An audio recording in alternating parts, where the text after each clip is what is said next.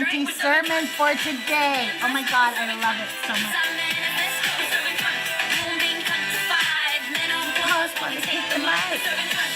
It's the damn dress code. It's our manifesto.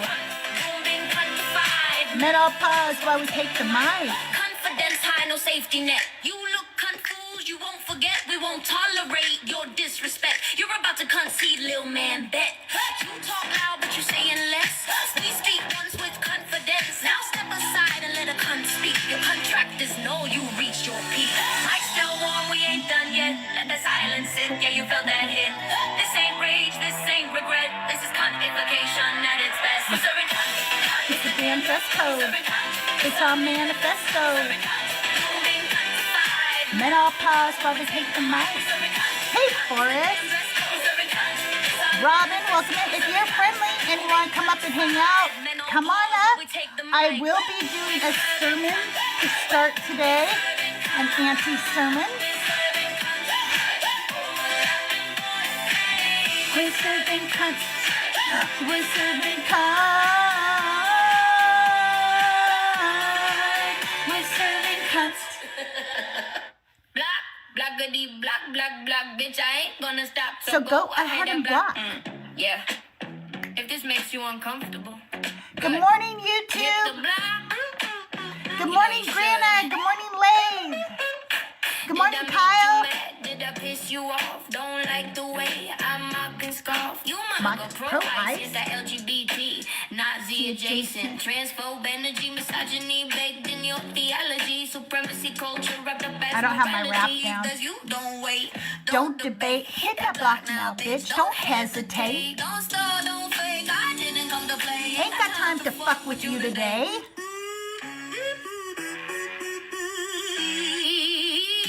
Listen, motherfucker, if you won't engage, if you won't look twice at the words I say. Then hit that block, do it clean, do it quick, no comments, no sermons, no last minute tricks. You think I need your God to be whole and pure?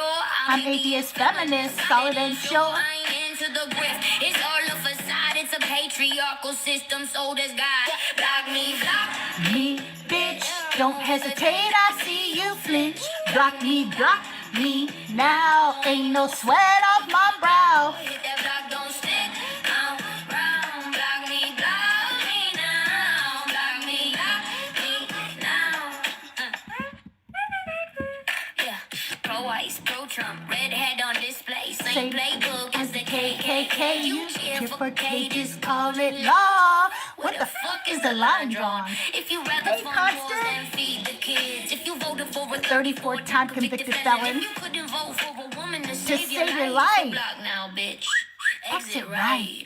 Oh, fuck. I said a naughty word. I see you strangling on your pearls. This song's vulgar. Yeah, so is hate, so is power harder behind church and state. Supremacy ain't culture. It's right. Silence ain't peace. It's bought. Your capitalism feeds bombs, not bread, and you call that values? Nah, block me instead. Block me, bitch. Don't hesitate, I see you flinch. Block me now. Ain't no sweat off my brow. With that block, don't stick.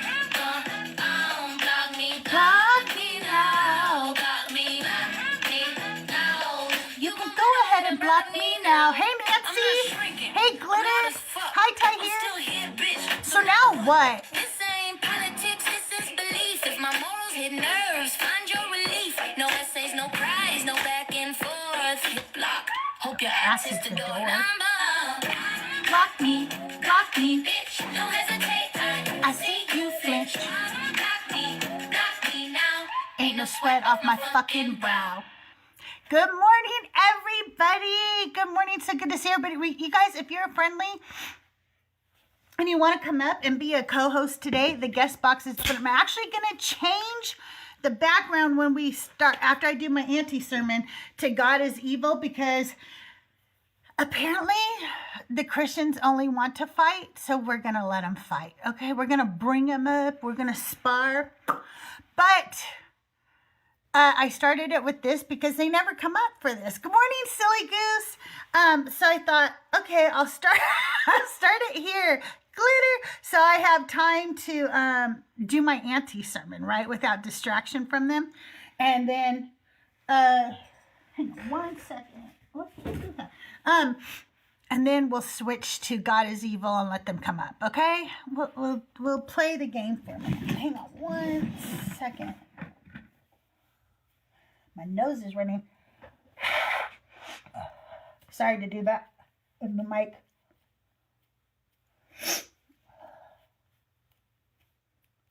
Hopefully I didn't wipe all the makeup off my nose.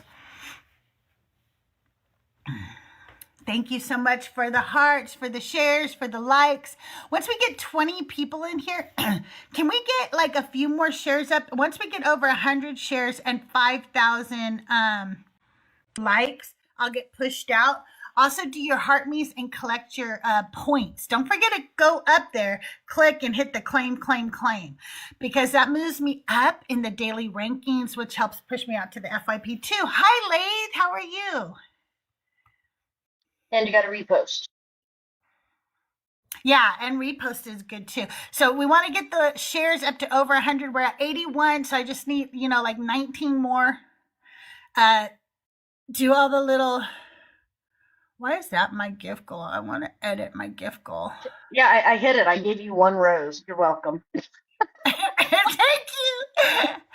How do I edit? Okay, here we go. Now I can edit. It has changed everything. Like, I really hate it that they just keep changing stuff. Well, they do an update, and it doesn't just, like, it may just be one thing at a time, but it's like, oh, this thing, completely different. Next time, this other thing, completely different. Yeah. And it still doesn't list the people in order when they request up. Like, come on, guys. How long have we been asking for this? I know. Come on, right? Okay, so I'm just so you guys remember, if we hit the gift goal, I stay an extra hour. If not, that's okay too. Thank you, Silikas. It's so cute, right? It is. It's pretty cute. Robin or anybody else who wants to come up, Constant, if you want to come up, or I don't mind having a couple of co-hosts this morning. I do want you to know that I'm going to be doing an Auntie Sermon first before we get started yapping to Christians. Ty here. I didn't know if you were at work, but I'm glad you're coming up. How are you? Good. Oh, just What? sorry, I had your stream in the background. Oh, Yeah, okay. hi. I'll come hang out. I don't know if I'll have too much to contribute, but we'll see. I'm opinionated, so Yeah, you are opinionated, and I like that about you. thank you. I was going to tell you, Crystal, your video that you put up yesterday where you were like anti-Crystal's coming here. I'm like, okay, I didn't want to cry, but I did. Aww. So thank you, but also rude. That's so sweet. Here's the thing. Okay, so here's the thing. I started thinking I'm going to lean into the auntie, right? Because everybody tries to figure out, like, I'm not really their mom. They'll be like, I kind of feel like she's a mom to the community, but they can't really put their finger on it. And I'm doing the Auntie Sermons, so I'm your auntie now. And so I do have a channel in my Discord. If you want a recipe, you want a little advice, you just want to talk to your auntie, maybe you want to vent, okay? And you want somebody who's not going to judge, right? Come to my Discord. Hey, Thrail, good to see you. I fell asleep listening to Thrail last night, and then I hear, thank you, Tahir, for the raid. And I was like, oh, hey, Tahir raided. Yeah, you wake up, you're like, what's happening? Tahir's raiding Thrail. I love my friends. Anyway, yeah, I love to fall asleep to Thrail. I love the conversations. I like how it rarely gets heated, so it's always nice to fall asleep to. I forgot what I was saying because I have ADHD. Oh, anyway, so I did that video because I was at the sink doing dishes and I thought about that myself. I was like, I didn't have any healthy relationships. I didn't have anything to emulate, and I have healthy relationships right now, and I did that. There's no God or Jesus that did that for me, and I thought, I bet there's other people out there just like me that need to know they did that, and so that's why I made that. So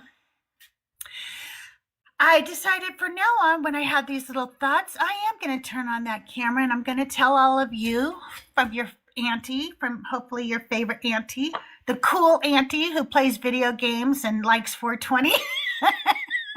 Right. I'm your cool auntie, right? The auntie that we call when we're like, Auntie, I'm in jail. Okay, how much? Yeah. Okay. No, we All won't right, tell here's your what you're mother. gonna do. We're not telling Mom. I'm going to come pick you up. We'll go get some Dunkin' or something, and you're going to tell me what happened, baby. Hey, Robin, how are you today? Good afternoon, Crystal and panel. I am blessed and highly favored. Oh my gosh. I'm doing good. Won't he do it, girl? Won't he do it? What won't he do? Exactly. He did too Hallelujah. much. Today, you guys, we have such a good sermon. Now, I was telling people last week that my sermon today is on Tamar, but I don't know if people realize there are two. And so one is about a woman who has to do some things in order to get what's rightfully hers. And another one is about a woman who is great. This is about the first one. And we'll get to the other Tamar much later in the book. I definitely didn't know that. Yeah, I didn't realize that either until I said that and somebody goes, "Oh, this is a horrible story." And I was like, "It's not." And then I was like, "Wait, is there two Tamars?" You have to remember that only about 5 to 7% of all of the names in the Bible are women's names. And men aren't good about writing women and they can't come up with original names. So they just keep naming us Mary, Tamar, and shit like that over and over again. We only get so many names in the book. Or know, blah that's blah's right. daughter. Or blah blah's wife. Yeah, well, those are the ones that don't get named. But the ones that get named, they just reuse names because they had no imagination for women. You know what I mean? They were like, I don't know, what sounds But look good? at all the generations that they mention. Who begat who. Yeah. And they reuse Yeah. our names. Yeah. Yeah, right, exactly. I mean, Mary 3 times in the Gospels, like, what the fuck? You couldn't come up with and they're like, well, a lot of women were named Mary back then. Okay, so what? What are you talking about? Like, that's so dumb. You could have come up with some more names. But they don't I wanna love try. that his thinks that he's going to tell a bunch of women how to feel about women in the Bible. Kiss my ass, you don't get to tell me how to feel about being a woman or how women are represented in the Bible. And I Wait. won't tell you how imbeciles are represented in the Bible, okay? Also, a woman Period. being personified is another form of objectification. We would rather be people in the Bible than symbolize something. True. But I was in Dark's live earlier and somebody went up on his live full chested was like, the Bible lifts up women. Are you kidding me? They read 1 or 2 stories and they go, see, we gave you a bone here. Why don't you like the story of Ruth or Mary, huh? Yeah. Or And it's Esther. like, Look what how are you important talking Esther about? is. I like it when they say, Yeah, the women were the first ones to find out that Jesus had raised from the dead. I'm like, that's because it was their job to go do the stuff to the bodies. Thank you. Yeah, right? Robin, come back now. Gentlemen, I'll be doing an Auntie sermon before I'll start bringing up guests today. If you want to hang out and listen, you're more than welcome to. And I'll bring you up after we are done with the Auntie sermon. I just need 2 more people to join the chat and we'll go ahead and get started. Thank you what the hell? 10,000 likes already? You guys are amazing. Thank you so much. And we did reach 100 shares. So I appreciate that so much. It really is important. Thank you. And there is a Heart Me flash goal. So if you haven't sent your daily Heart Me yet, I'd appreciate it if you do it now. It's just 1 coin. And when I reach a flash goal, when I get the Heart Me's, it does help boost me into the algorithm. So I really appreciate that. I'm going to start anyway, just because I love this sermon so much. I always don't wait for 20 people. I always say I'm going to wait for 20 It's too people, exciting. and I never do. I'm really excited about it. It is such a good story. All right. So put a little church music on in the background for yourself. I actually have one I could play, but it would probably be annoying. I have like a church loop that I use for my podcast. By the way, don't forget, you guys have not listened to episode 2 of Auntie Sermons. And I know this because I get told how many people have listened to it. So go listen to it. It's like I think it's under 15 minutes. It might be 15, 20 minutes long. It's a very short episode, okay? You want me to play a song real quick? Silly, what song would you like to play? I will play a song for you. Yeah, so go listen to Auntie Sermons episode 2. It's about Cain's wife. She is the first person they decide not to give a name to in the Bible. So it's called The Woman God Didn't Name. And it's a really good episode. It's very short. And I'm glad that there's somebody who can rescue you because you need all the fucking help you can get, buddy. I hope that she leaves you one day. I hope she wakes up and realizes what a piece of shit you are, but Whoa, you're she's married? indoctrinated too. Yeah. Whoa, sorry. Back to Tamar, sorry. Yeah. All right, what song am I playing? Did Silly Goose say? Did Silly Goose give me a song? Silly Goose, what am I playing? Do you remember? What song did somebody tell me a song? I'll play a song. If you don't pick one, I'm playing You Saw It. Misogyny. Okay, that's what I love Misogyny? that one. Okay. All right, here we go. That's my get ready song. Miss me, now you gotta kiss me. You interrupt my sentence, call it just a thought. Say you love strong women. All right, I'll play Consent next. You want a queen who keeps it light and sweet. Give me 5 more people in here, you guys. Bow down, little man, and kiss my feet. Yeah, you're missing. I don't want to be loved the way Jesus loved the church. He called the church a whore. I don't want to be loved like that. Miss me with that misogyny. You ain't the man you think you be. Miss me with that hypocrisy. Your fragile ego and royalty. I'm misbehaving. I'm just being me. Miss me. Miss me with that misogyny. No, we don't. And men only call women whores. There's not even an equivalent word for men because you're such misogynists. You quote some podcast, call it intellect. But all I see is you begging for respect. You rate our Also, nothing wrong with being a whore here, just because our laws aren't okay with it. Miss me with your tone. Miss me with your sigh. Miss me with your sweetheart. Boy, bye, bye, bye. Miss me with that misogyny. Don't need your fake apology. Miss me, can't you see? I'm a star. You're just an extra baby. Miss me with that misogyny. Misogyny.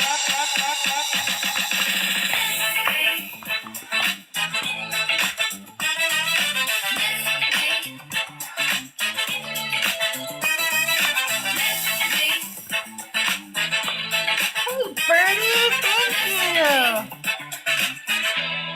You guys should all be following Birdie is Awake, by the way. Birdie, Constant, all of them do really great lives. All right, I'm going to go ahead and start, and then we'll play Consent when I get done. Hey, Dr. Blitz, good morning. Hope you're having a wonderful day. You guys, I know y'all following Dr. Blitz. Y'all should be. If you're not, like, why would you follow me and not? That would be crazy. All right, here we go. This is Tamar and Palm Trees. A marriage negotiated. Genesis 38:6. Judah took a wife for Er, his firstborn, and her name was Tamar. Notice the wording. Judah took a wife. Not Er found a wife. Not Er chose a wife. Not Er loved a woman. Judah took. That sentence tells you everything about the world Tamar is entering. This is not romance. This is arrangement. This is negotiation. This is transaction between households. In the ancient Near East, the father was the legal head of the clan. He negotiated marriages. He handled bride price. He secured alliances. He arranged the future of the family name. When Judah takes a wife for his son, it means terms were discussed, agreements were made, property expectations were set, reproductive future was calculated. This is a business deal. And Tamar is the one being transferred. In that world, a woman moved from her father's household into her husband's clan structure. Her labor, her fertility, her body, her future children, all now served the lineage she entered. By modern standards, that sounds like property. And in many ways, legally, it was. But here is what makes the story complicated. Even within that system, she was not disposable. Because once she entered Judah's household, she had rights under that contract her father had agreed to with Judah. Rights of protection, rights to provision, rights to produce an heir for the man she married, rights to not be abandoned without recourse. Marriage was transactional, but it carried obligations. Judah was not just arranging a ceremony, he was assuming responsibility. And that responsibility does not disappear when it becomes inconvenient. So Tamar enters this story as someone transferred, negotiated, absorbed into a clan, and yet still entitled to justice within it. The system treated her like property, but the system also bound the men to duty. Her name is Tamar. It means palm tree. In the ancient Near East, palm trees were signs of life in hard places. They marked water. They produced fruit in heat. They stood tall and visible along trade routes and city gates. They became symbols of endurance, and later in Israel's story, symbols of victory. A palm tree grows where other things struggle. That is the name she carries into this narrative. She enters a negotiated marriage. She is transferred into a clan structure. Her future is tied to a lineage that is not her own. And yet the text anchors her identity in something that survives heat.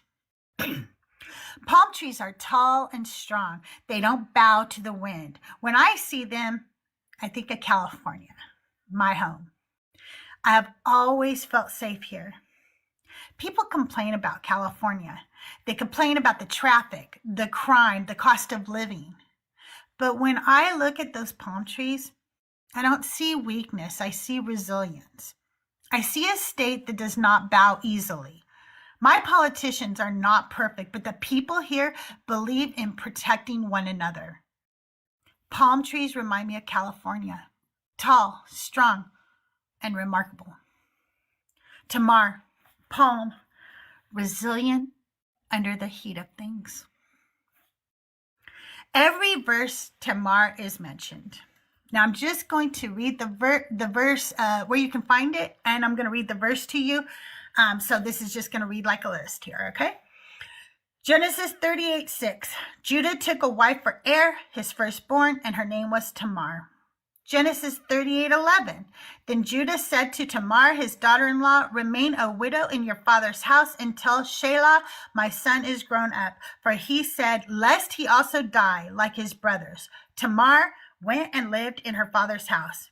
Genesis 38:13. It was told Tamar saying, behold, your father-in-law is going up to Timnah to shear his sheep.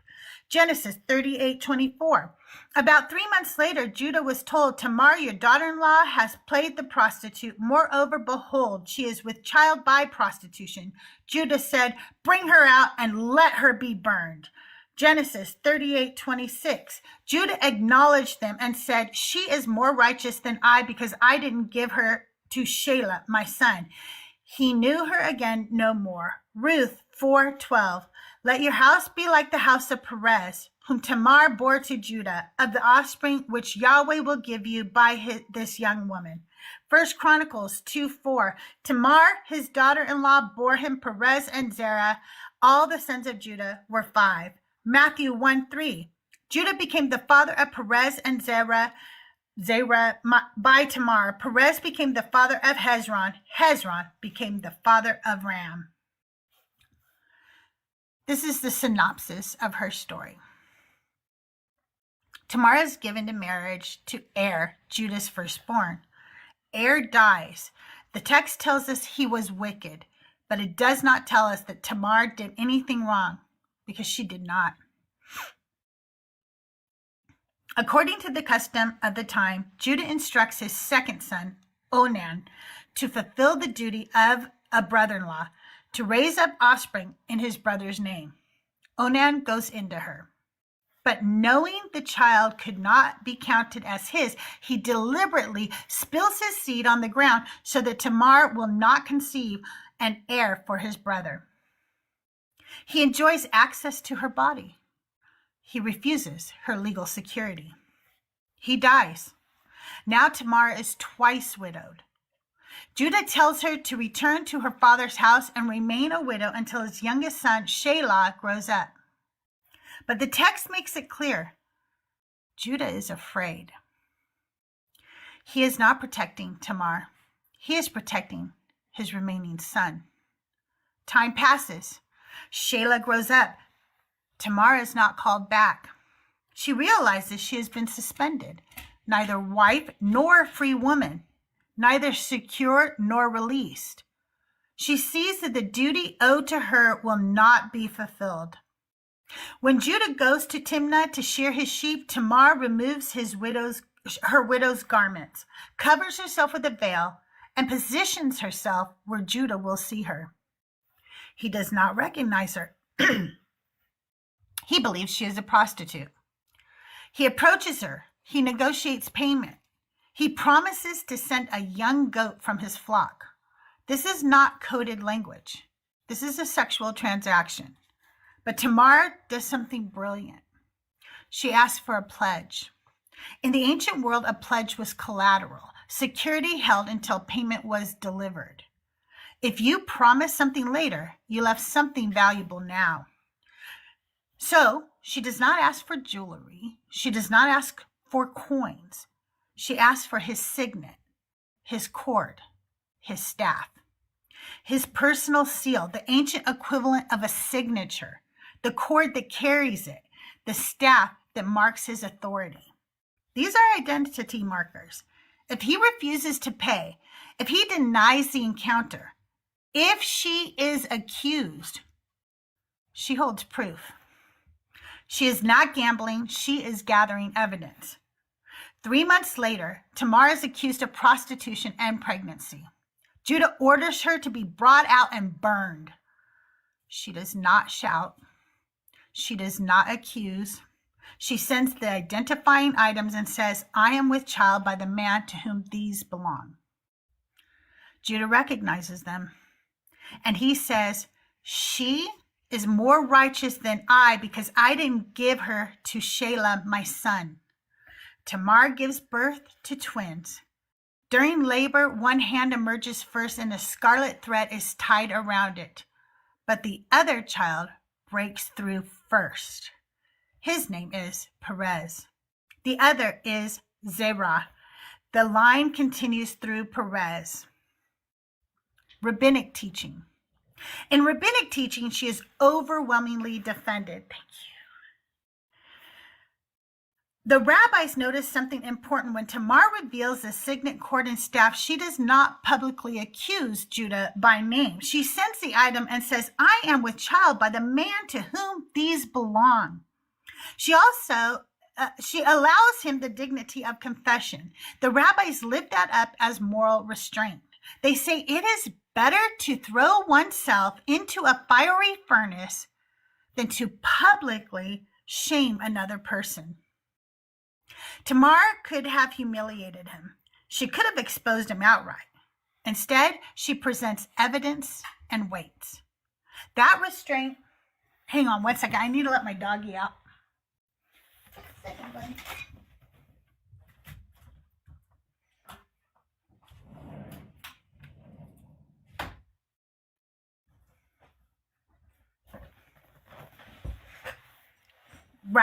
Right. That restraint becomes part of her righteousness. Of course, the rabbis admire that. Of course, men admire that. What they are really saying is this: if a man wrongs you, you are more righteous if you protect his reputation while he recovers from what he did to you. They frame it as holiness. They frame it as virtue. They even say it is better to throw yourself into a fire than to embarrass someone publicly. Of course, that sounds noble, especially if you are the one who benefits from women staying quiet. Because what that often means in real life is, if I mess up, you can be hurt, just don't expose me. Don't let my friends find out. Don't let my family see who I really am. That is manipulative. That is abusive logic wrapped in religious language. And the wild part is, the text gives us the confession anyway. Judas says, she is more righteous than I. In rabbinic tradition, that line matters. It is not a throwaway sentence. It is a public admission of fault from the patriarch himself. He doesn't say, we both messed up. He doesn't say, she trapped me. He doesn't share the blame. He says she is more righteous. The rabbis treat that as a model of confession, owning wrong, naming the righteousness of the one you harmed, and saying it out loud. And some rabbinic teachers connect it to Judah's later transformation. The Judah who once suggested selling Joseph becomes the Judah who later offers himself in Benjamin's place. Now let me let my dog back in.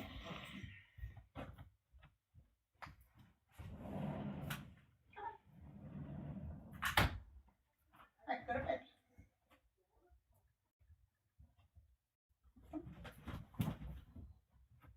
Quit playing.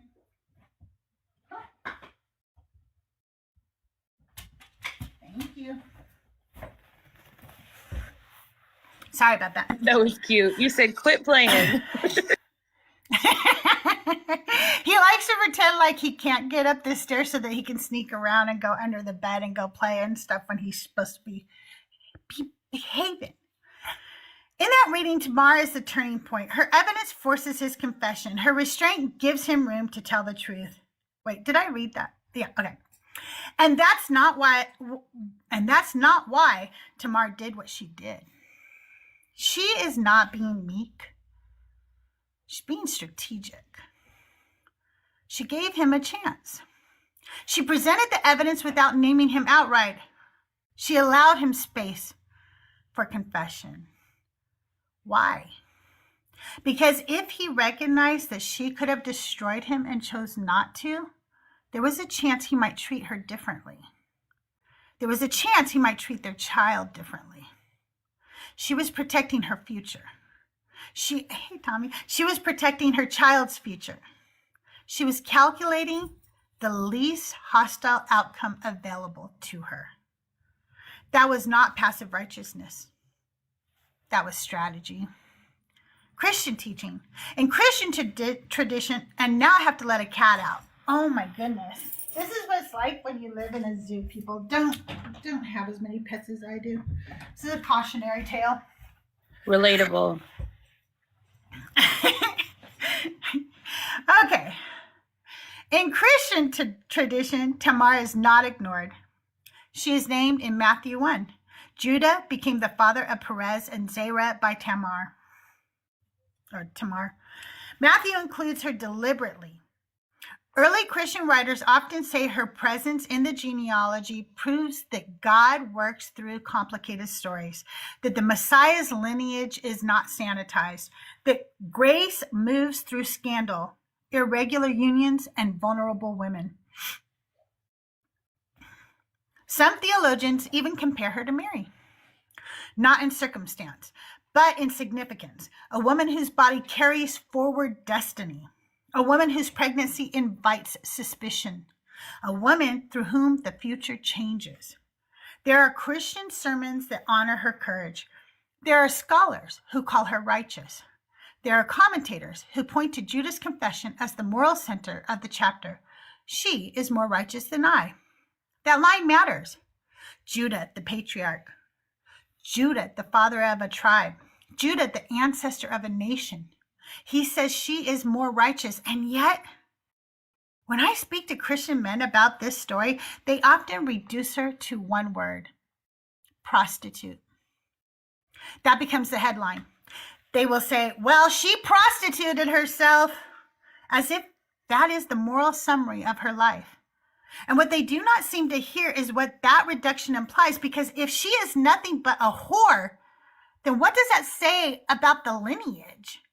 If she is morally disposable, then what does that say about the bloodline Christians preach? There is no Jesus without Tamar. And instead of seeing that and saying, of course the Messiah would have a great-grandmother that brilliant. Of course the lineage would pass through a woman who refused to let it die. Of course the story would move forward because a woman was smart enough, bold enough, strategic enough to secure it. Instead, they say, look how God can work through even a prostitute. They turn her brilliance into a morality tale. They shrink her strategy into scandal. They preach grace while erasing her intelligence. Instead of saying Jesus' great-grandmother was so sharp she was willing to do whatever was necessary to protect the line, they say, look how merciful God is to use someone like that. Judah said she was more righteous than he was, but Christian men will still stand in judgment over her. That tension is not in the text. That tension is in the way the text is read by small-minded men. Extra biblical witness, the Ethiopian tradition. If we step outside the commonly used biblical canon and look at the broader biblical world, Tamar does not disappear. In the Ethiopian Orthodox tradition, which preserves a wider canon that includes the Book of Jubilees, her story is not treated as a scandal. The Book of Jubilees, written in the Second Temple period and preserved in the Ethiopian Bible, retells the story of Judah and Tamar with expanded detail. It reinforces the obligation Judah failed to fulfill. It clarifies the household tension. It does not condemn Tamar. It frames the injustice as Judah's failure and her action as the preservation of the line. In Jubilees, the emphasis falls on legitimacy, on the right of the widow, on the responsibility of the clan, on the preservation of covenant continuity. Tamar is not reduced to a moral warning. She is part of sacred history moving forward. In other early Jewish interpretive traditions, she is sometimes described as acting for the sake of heaven, meaning her motive was tied to preserving the promised lineage. Her restraint, her intelligence, her refusal to publicly shame Judah, these are praised. In the Ethiopian biblical tradition, Tamar stands where she stands in Genesis, inside the sacred narrative, inside the genealogy, inside the covenant story. She is not erased. She is not footnoted. She is not cleaned up. There's no alternate ancient tradition that says she was just a prostitute. That flattening is more modern than ancient. Across Jewish tradition, across Jubilees, across the Ethiopian canon, Tamar is treated as justified, strategic, and necessary to the unfolding story. The older traditions do not blush her at her presence in the line. They preserve her. When the evidence speaks. I need a sip of my drink here real quick. Hang on 1 second. I'm going to mute for 1 second.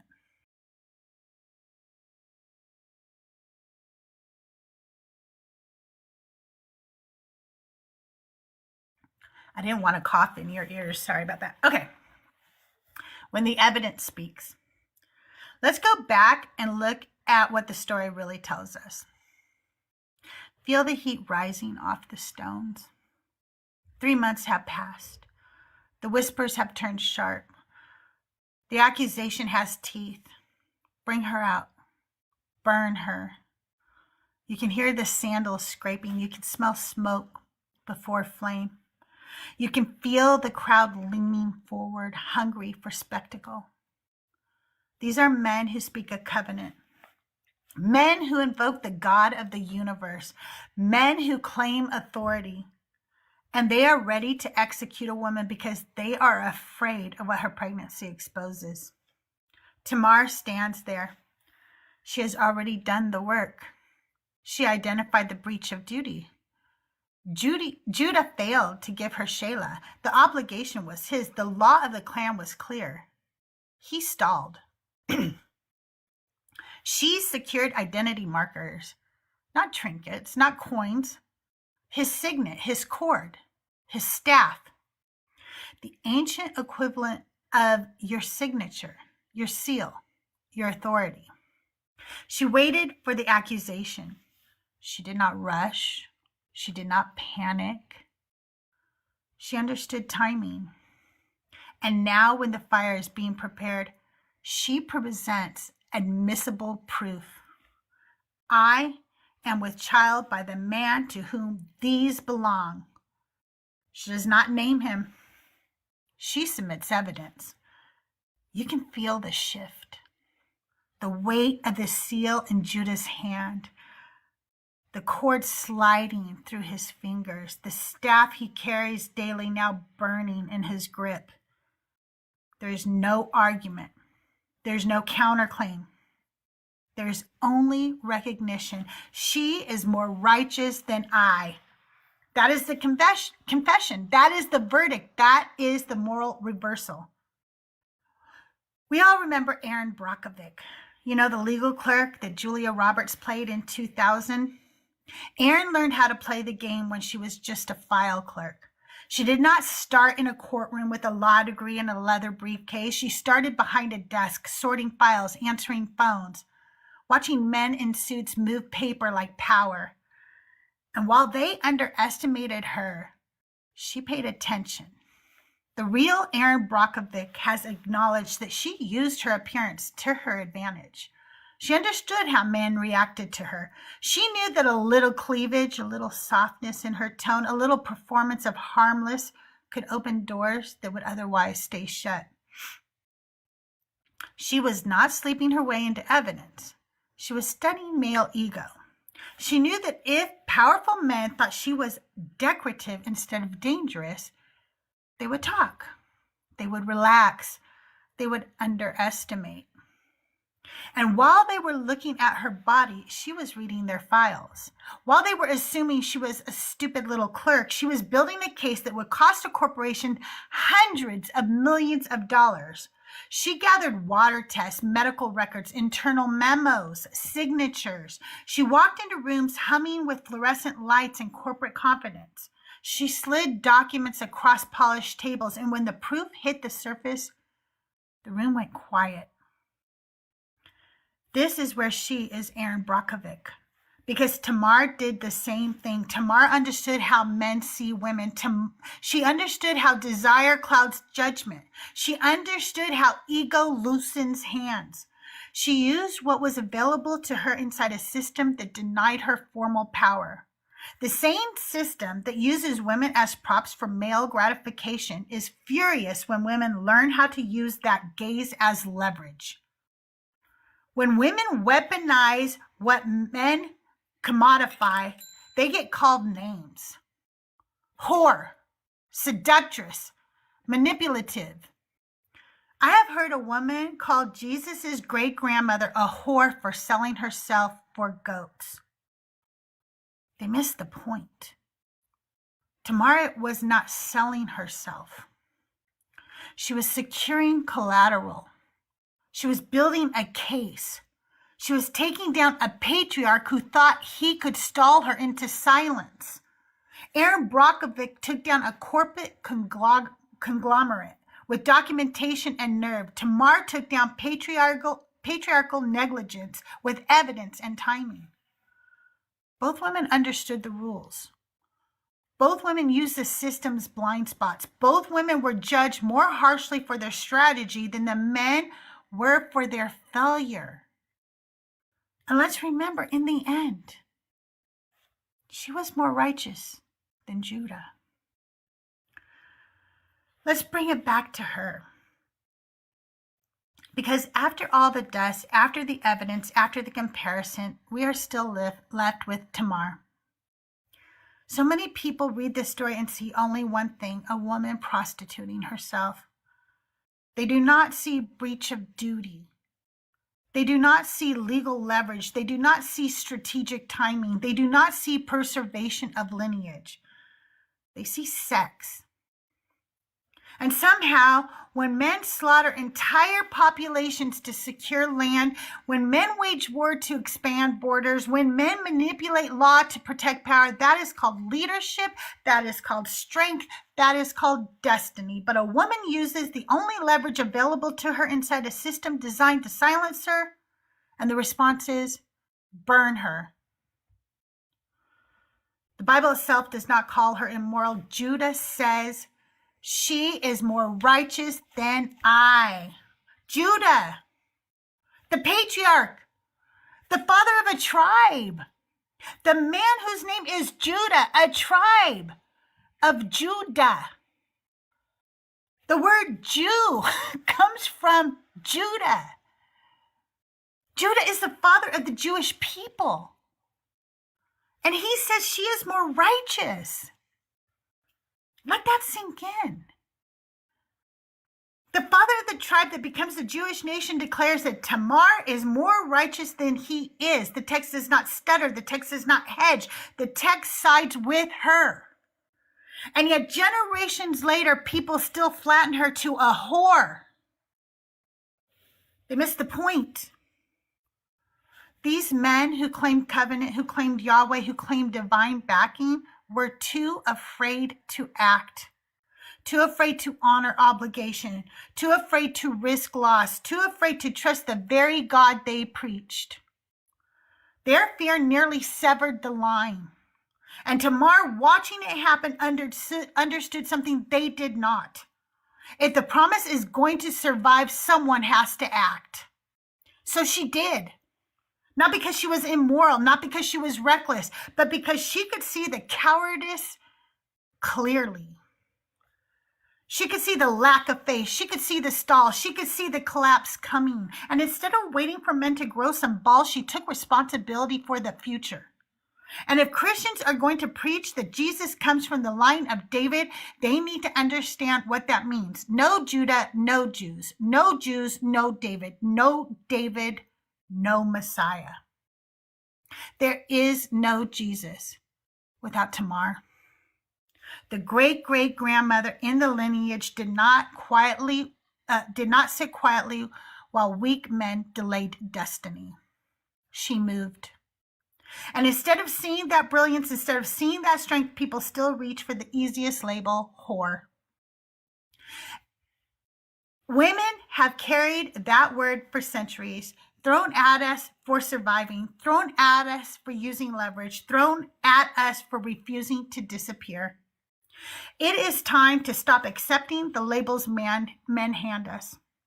It is time to stop calling each other the names that systems built against us. It is time to look at women like Tamar through our own lens, not distorted by male anxiety, not filtered through purity culture, not flattened by discomfort. Tamar was operating inside a structure designed to control her, and she outmaneuvered it. That is not shameful. That is queen behavior. That is leadership. That is power under pressure. And just in case anyone is still confused, she was more righteous than Judah. That is the final verdict. And that is my Auntie Sermon for today. Applause, applause. Yay! I need an applause machine. So now I will, are you guys ready to bring on the heat? Should I change the backdrop? Let me see if anybody's still in the guest. We have one person in the guest box. Let's see if they're still here.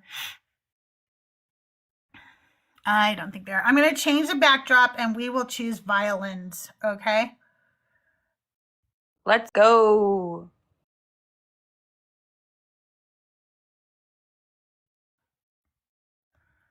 I also just All right. realized that I suppose she by default became Judah's concubine since the line, Mhm. went down through her, but it never Mhm. explicitly states that, she just like she just gave birth and then the line continued. Once that had happened, you don't care what happens to her, right? Like that's not something that's Oh, considered of course not. important. No.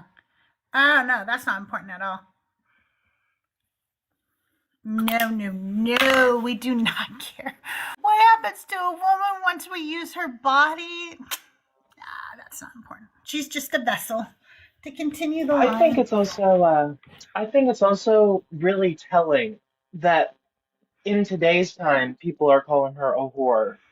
But and from how I would understand it, she only had one quote unquote client, and even then it was strategic. Like she was, you Yep. could call her an enticer or a solicitor, but how are you gonna call somebody a hoe if they only had one client? That doesn't make no sense. I'm not. Right? I'm not the. If I am the head of a kitchen for one night, that doesn't make me a chef. It just means I was the head That of a kitchen part. for one night. And you know what she did too? Like, man, when I look at these stories, I just see so many things I didn't see when I had those stupid fucking misogynistic uh, bloodstained Jesus goggles on. Um, she didn't go for Shayla, okay? And let's face it, he was a kid compared to her, okay? He was. She went for the patriarch, okay? Men would have taken this story and they would have went for the kid. She went That's a for good the point. patriarch. That is a really good point. I mean, that he must have been a teenager probably at the time anyway. Like, and I'm assuming if I'm thinking right, she would have been in her like 30s or 40s. So yeah, I definitely think she made the right play.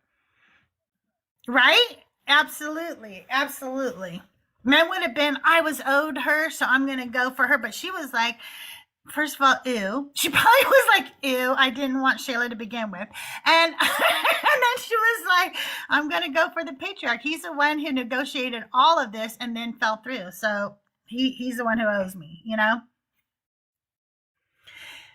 Hey, you guys, a few announcements. If you are on my Discord, which you should be, link is in my bio. We are going to be doing a sleepover on March 13th where we're going to all hang out in my Discord and watch Twilight because I hate vampire movies and and so I am going to watch it with all the people who love Twilight. And so if you want to join us, just come over, join my Discord. But I'm going to be setting this up today. We're going to be doing a one-shot D&D game. I don't have a date for that yet, but I need at least 4 people to play.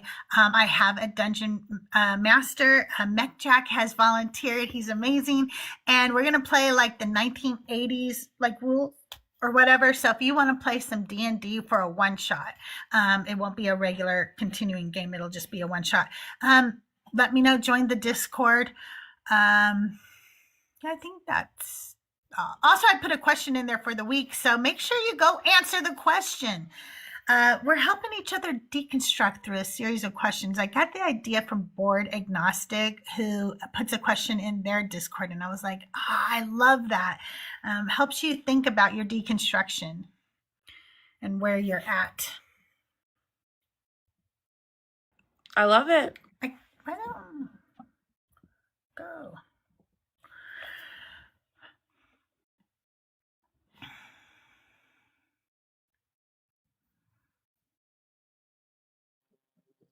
That was weird. My headphones made this like really deep kind of bassy sound. And what's really I get, funny is that this was before, the Mosaic Laws. I was just thinking about Tamar, however you pronounce her name. Mm-hmm. And so, Mm-hmm. it would have been, it wasn't illegal for Canaanites to prostitute, but because it was her, they were going by some laws that they had apparently made up in their own minds, right? And Yeah. he didn't get in any trouble. No, he doesn't get in any trouble. Men never get in trouble in this book. I mean, you never see a man burned, you know? Yeah, I like that it says that, like, it's like after his wife passed, he was comforted, and then he went and saw a prostitute. Mm-hmm. It's like, oh, as long as he was comforted. Yeah, Yeah. exactly. Look, Tamar just joined. I just did an entire sermon about your name. All right, we have. That's funny. Well, Brent, I tried to bring you up early and you didn't come up. Are you here or not? I'm going to move on. You guys, have you met Jamal? Hi there. Never had the Hi, pleasure. Jamal. How are you today? I'm Hi. fine. How are you? Can you hear me? Oh, I have a volunteer on my YouTube. Yeah, hang on one second. Let me see what I got going on over on my YouTube. So today we're talking about God is evil. I am going to tell you one thing just to start off, Jamal, just so we don't waste our time on this conversation. I don't want to talk about whether we have objective or subjective morality unless you can 100% prove to me right this minute that objective morality exists on this earth. If you can't prove that it exists, I don't want to talk about it, okay? I want to talk about how we know God is evil based on his own definition of evil and what he does in the book to show that he doesn't follow that. So what Can God are we we wait talking really about? quickly, Jamal? I do have a question for you. Crystal, is it okay if we have him define what he thinks is evil? Sure, absolutely. Real quick, let me say something to this. Inquisitor, okay, my Discord should be in my link tree. So check out my link tree and come join my Discord. I would love it if you did that. That would be amazing. Okay, sorry about that. Go ahead. Hey, Shadow. Quan or Shadow, if you want to come up, come on up. Or both of you, I don't care. Go ahead, you guys. You can continue. Yeah. What's your like, what do you consider evil? If I just walked up to you and I was like, what do you think, what would you classify as evil? Yeah, I would just say anything that's a sin or anything that's contrary to the greatest commandments of God. Like what? Especially, Like what? well, Jesus gave the two greatest commandments. Number 2 is to love others as you love yourself, to treat others the way you want to be treated, aka the golden rule. And the first and greatest commandment is to love God with all your heart, soul, mind, and strength. Of something that would and would not be a sin be evil by that definition. What would be evil by that Yeah. definition? What would be evil, and then what would be something that would not be evil? Like, want me to give you an example? Yes. Hey, Pink Beard.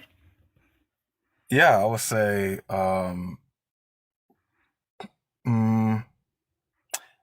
like lying to someone. That can be Is evil? classified as evil, or it could be. Okay, so lying is evil. Okay. So what is not evil? What is not evil? Yeah, is there a sin that is not evil? Showing- Is what I'm asking. No, I would say like all sin is evil. Okay, so evil is everything that's a sin, which is anything that goes against God or loving your neighbor. Yep. Okay, so what about verses where God orders things that harms other people? Are those laws then evil? I think first we wanted him to define evil. Which Oh, yeah, he I'm so has. sorry. It's I anything. took over. That's okay. That's that's okay. Okay, so anything that's a sin or goes against. What do you mean goes against God? Like, isn't that a sin? Like, is there something that's not a sin that goes against God? Is there something that is not a sin that goes against God? I Yeah. don't know about that. Okay, so anything that's a sin would be evil, is what you're saying then, basically. Yes. I don't know if you were here for this whole Auntie sermon that we just heard, but prostitution, for example, would be something that would you consider that bad? Well, wait. I want to continue where I'm going. I'm sorry. I don't want Oh, you okay, guys to sorry. take over yet. I still want to talk. Okay. So anything that is a sin. So, but God can't sin. So what you're saying then is that no matter what God does, it's never evil. So you just believe in divine command theory. Is that correct, Jamal? Yeah, I wouldn't say I believe in divine command theory. I mean, I think there's different shades of that. But I will say that, yeah, that anything that God does, I will say that is not evil because God cannot commit evil. Well, then that's divine command theory, right? That's divine command theory. Exactly. That if you believe that God can't do anything evil no matter what he does because he is God, then that's just divine command theory. I mean, I don't know if that technically is divine command theory, but okay. Literally is. Literally. Well, what how would it be means. different? What's the Literally. difference? What's Yeah, something I that was- would be divine command theory, but that would not be divine command theory that God could do? That's evil. Well, divine command theory entails that God is commanding something that is always morally good, right? But what I'm saying is that whatever God does cannot be evil. So I don't think that's technically That's divine. So does God do it because it's hang on good? 1 second, Lathe. Hang on 1 second. Quan, you wanted to say something real quick. Quan? Thank you. Jamal, is an abomination a sin or evil? Yep. So if God then turns around and does the same thing that he declares to be an abomination, has he done an evil thing? Nope. But you said an abomination is evil. Because we can special plead with God because God is the arbiter and he is the truth. That's divine command So theory. it is what it is. But doesn't he Like, declare his that this thing commandments- is evil? But wait a minute. He doesn't. It's not a commandment. It's not a thing that he says, if human beings do this thing, then they shall be an abomination. He says, I hate this thing, and it is an abomination. And then he turns around and does it. Is it still an abomination when he does it? Well, can you give me an example of that? Yeah, you could just look at like Proverbs 6, where he declares those things that he hates that are an abomination to him. Yeah. He does every last one of those things on that list. No, So he does I'm not. just, yeah, I've got scriptures for all of them. You're just lying. Hey, okay, thank you. I didn't need you to interrupt me. So he does every last one of those things on that list. So they become unabominated when he does it. I don't know. An What you're saying. abomination? Yeah, unabominated. Like he declares these things to be an abomination. So when he does them, are they no longer an abomination? Debominated. Debominated is wonderful. I love that.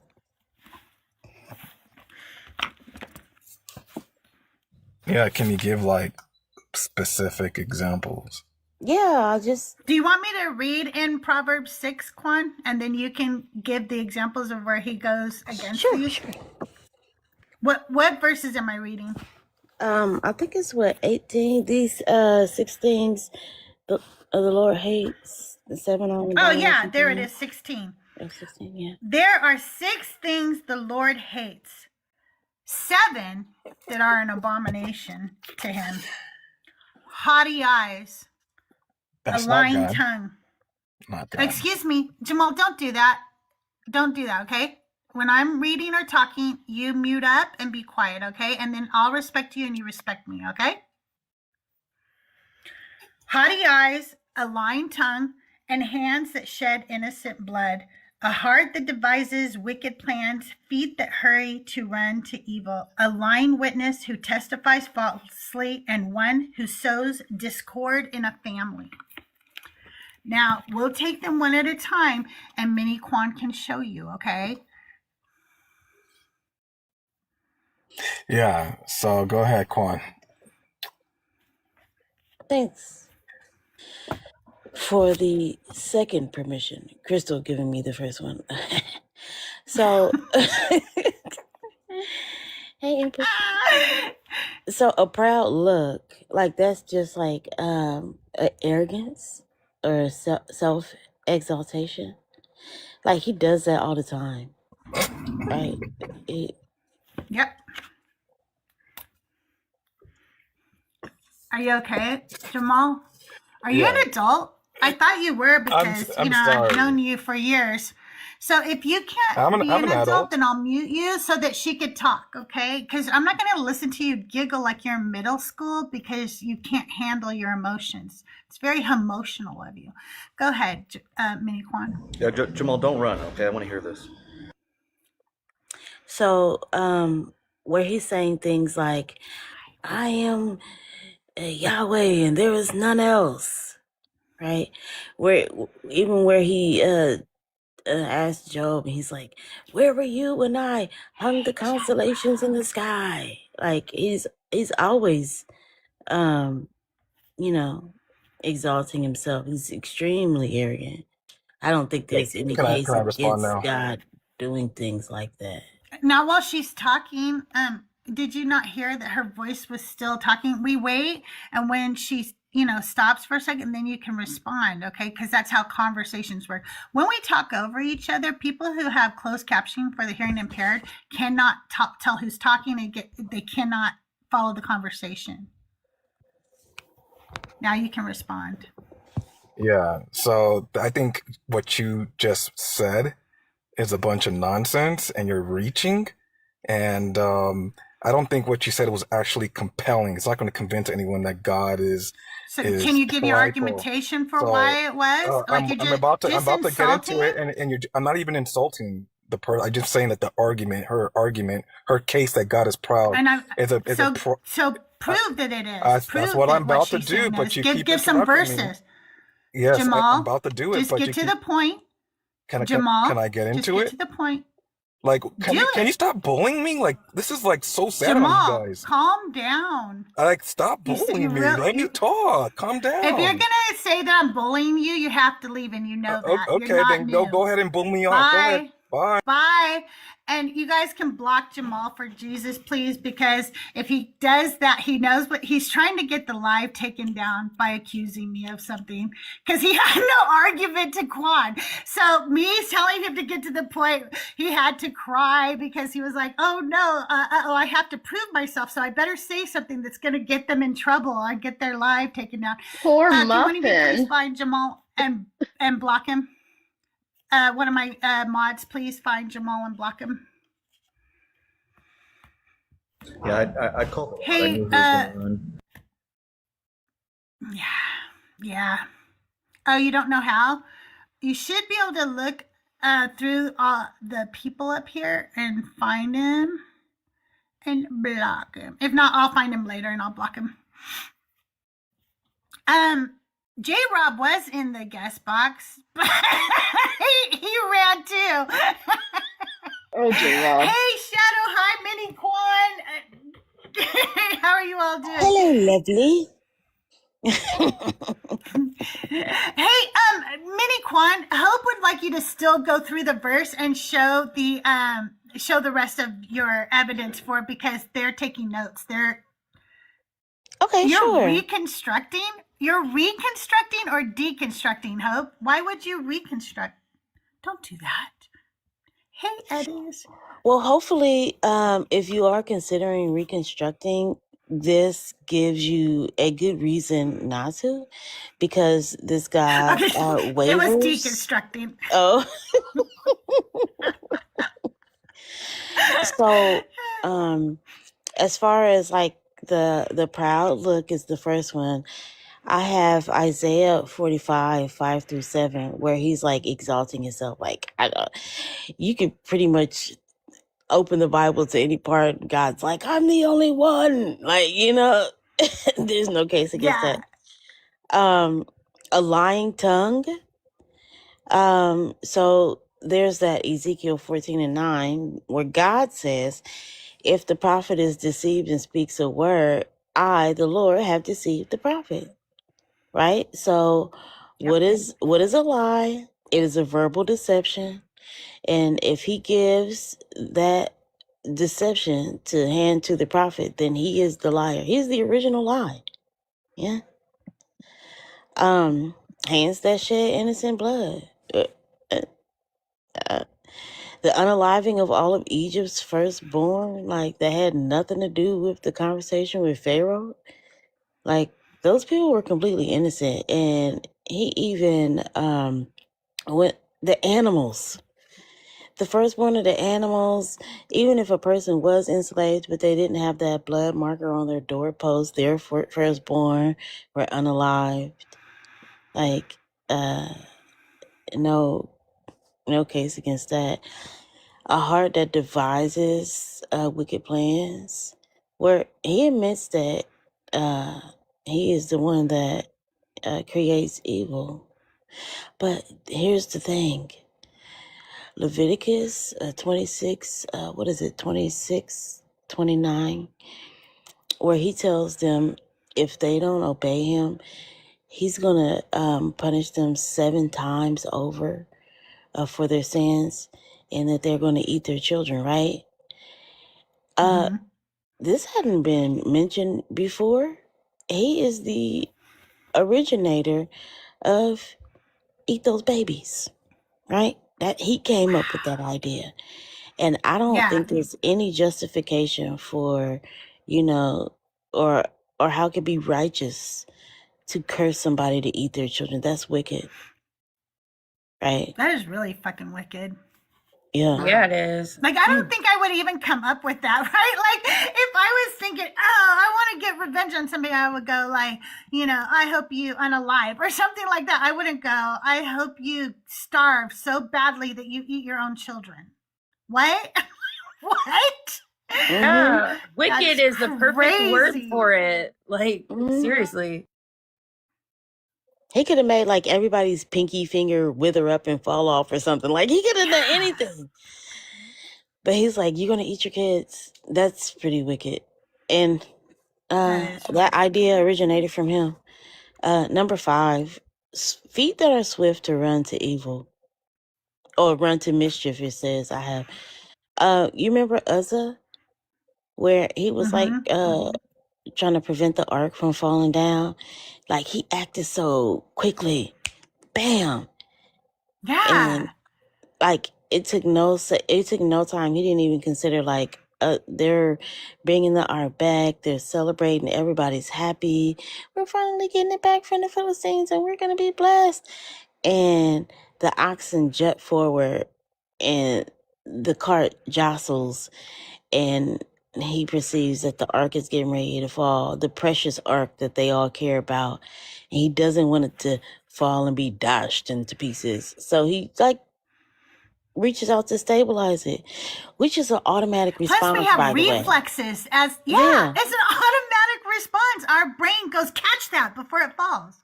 What you would think God would want someone to do, like that's the easy assumption is like, oh, God would want this. Right. Yeah. And like, what about Job too? The devil's just hanging out with him, and he's like, "Hey, have you thought about Job? Yeah. Have you looked at him? You could go tempt him a little. Go fuck with him." Yeah, he brings it up.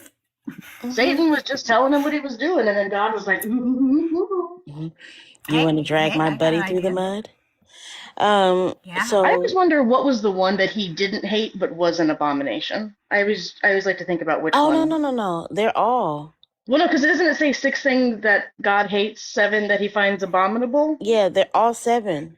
There are 7 of them. I think that it's like a poetic emphasis, if you will, Laith. It's like if I said there are 5 things that I love. 7. You know what I mean? Oh, okay, I see. It's like a realization. You know what I'm saying? Like there's 6 things. I can see them writing 7. it down. It's like, wait, but what's the? Mara says hi.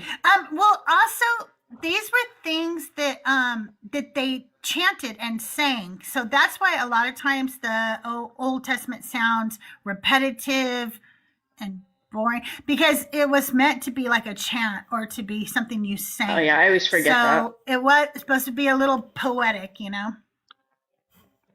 my inner old Christian is coming out and going, this is what those kids are talking about when they say the Hey, Katie. 6-7. You know what I'm talking about? Oh my gosh. That's right. This verse is the 6-7. 6-7. God was up there. You know going, there's a "Yes." denomination somewhere that absolutely believes that. Yeah, for sure. Ghost, why don't you come up and talk? I can't invite you up because you I don't know, you're private or something. But come up and talk. Tell us about it. Are you ready for 6-7? 6-7. Okay, so 6. This Yes. is really, really easy. A false witness who speaks lies. Well, the promise to Adam was like, in the day that you eat the fruit, you'll surely die. And that ain't happened. So he spoke a lie. And then number 7, one who sows discord among brethren. He does that a lot. Judges 9:23. He sent an evil spirit between Abimelech and the men of Shechem. Jesus said he came to bring a sword and not peace, and man's foes will be of his own household. So, yeah, he definitely. Well, on top of it, I feel that the entire like Old Testament, he is literally pinning brother against brother, sister against sister, like Cain and Abel, Esau, Jacob, Leah and Rachel, or is it Leah and Rachel, Leah and Rebecca? I always get Leah Rebecca and Rachel. mixed up. Yeah. Okay, Esau it is was Leah the and Rachel. son of Rebecca. Yeah, okay.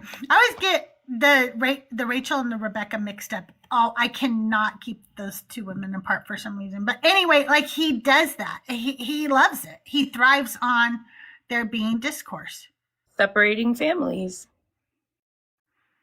Mm-hmm.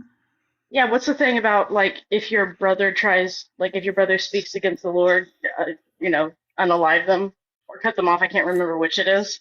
Yeah, he's saying like your hand is supposed to be the first in stoning them. Luke and Laura. Yeah. Yeah. But I don't think there's any case. So when they go like, oh, by what standard? I always go by God's own standard. If he says something is an abomination, then, maybe that is an abomination. But when he does it, is it still an abomination? If the answer is no, then it's been unabominated. When did it become re-abominated? I don't know. It's like a quick push pause just for God. Yeah, it's debominated and then it's rebominated. Okay. That's exactly what I wanted to ask him. Like, because he literally said, the last guest, out of his own mouth verbatim, it's not immoral. He said it's not immoral always, or something like that. I guess I can't. It's not immoral exactly if God does it, because God can't do anything that's a sin. Right. So therefore, he just defined something into existence that is illogical. Yeah, but then he literally said we could special plead for God. He said you can special plead for God. Those Yeah. He just went, yes, that fallacy. I'm just saying, why like, that doesn't when you work? say it's always good, then at what point is it no longer always good? Like that's what I'm saying. Like, when does always stop? Yeah. The reason why it doesn't What were you work for gonna say, me Min? is because it's not making a declaration of like these things outside of me are this thing. He's speaking to his emotional state, how God feels internally about these actions. So if it's God's personal feelings about it, he's saying, I hate these things. They're an abomination or disgusting to me. When he does them, he still feels the same way. Knowingly does them. Yeah. Yeah, but he's like, ew, I can't, like, you ever did something icky? Like, ew, I can't believe, I did this icky thing. Like, okay, maybe you were at the dog park, okay, and your dog poopsies, right? And you don't have anything else. Like, you should always pick up after your dog poop because somebody might step in it. Like, it's disgusting when people leave their dog poop. You ever heard of parvo, right? But then your dog poos. and then you don't have anything to pick your dog poo up with, right? It's still disgusting. You still think it's disgusting that you left your dog poo, but you just did it. It's not like undisgusting now. It's still disgusting to leave your dog Right. poo. Yep. Right. Even if you think you had a reason, because you didn't have anything to pick it up with, right? No, it's still disgusting. It's true for thee, but not for me. And that's really what God does the entire Bible. Because if he does something, it's fine. He can touch the Ark of the Covenant, he can go into the most holy place, but if a person does it, then nope. To me, this really speaks Or volumes because, in from the Tanakh Jewish standpoint, they wrestle with their text and they're able to see that their God is fallible. But when the Christians appropriate it, that's when the God becomes infallible, which is where they have to start pulling all of these fallacious, nonsensical ideas to make excuses for the God comes from. It's sad that people don't know the origins of where these texts come from. I never did. I have to say,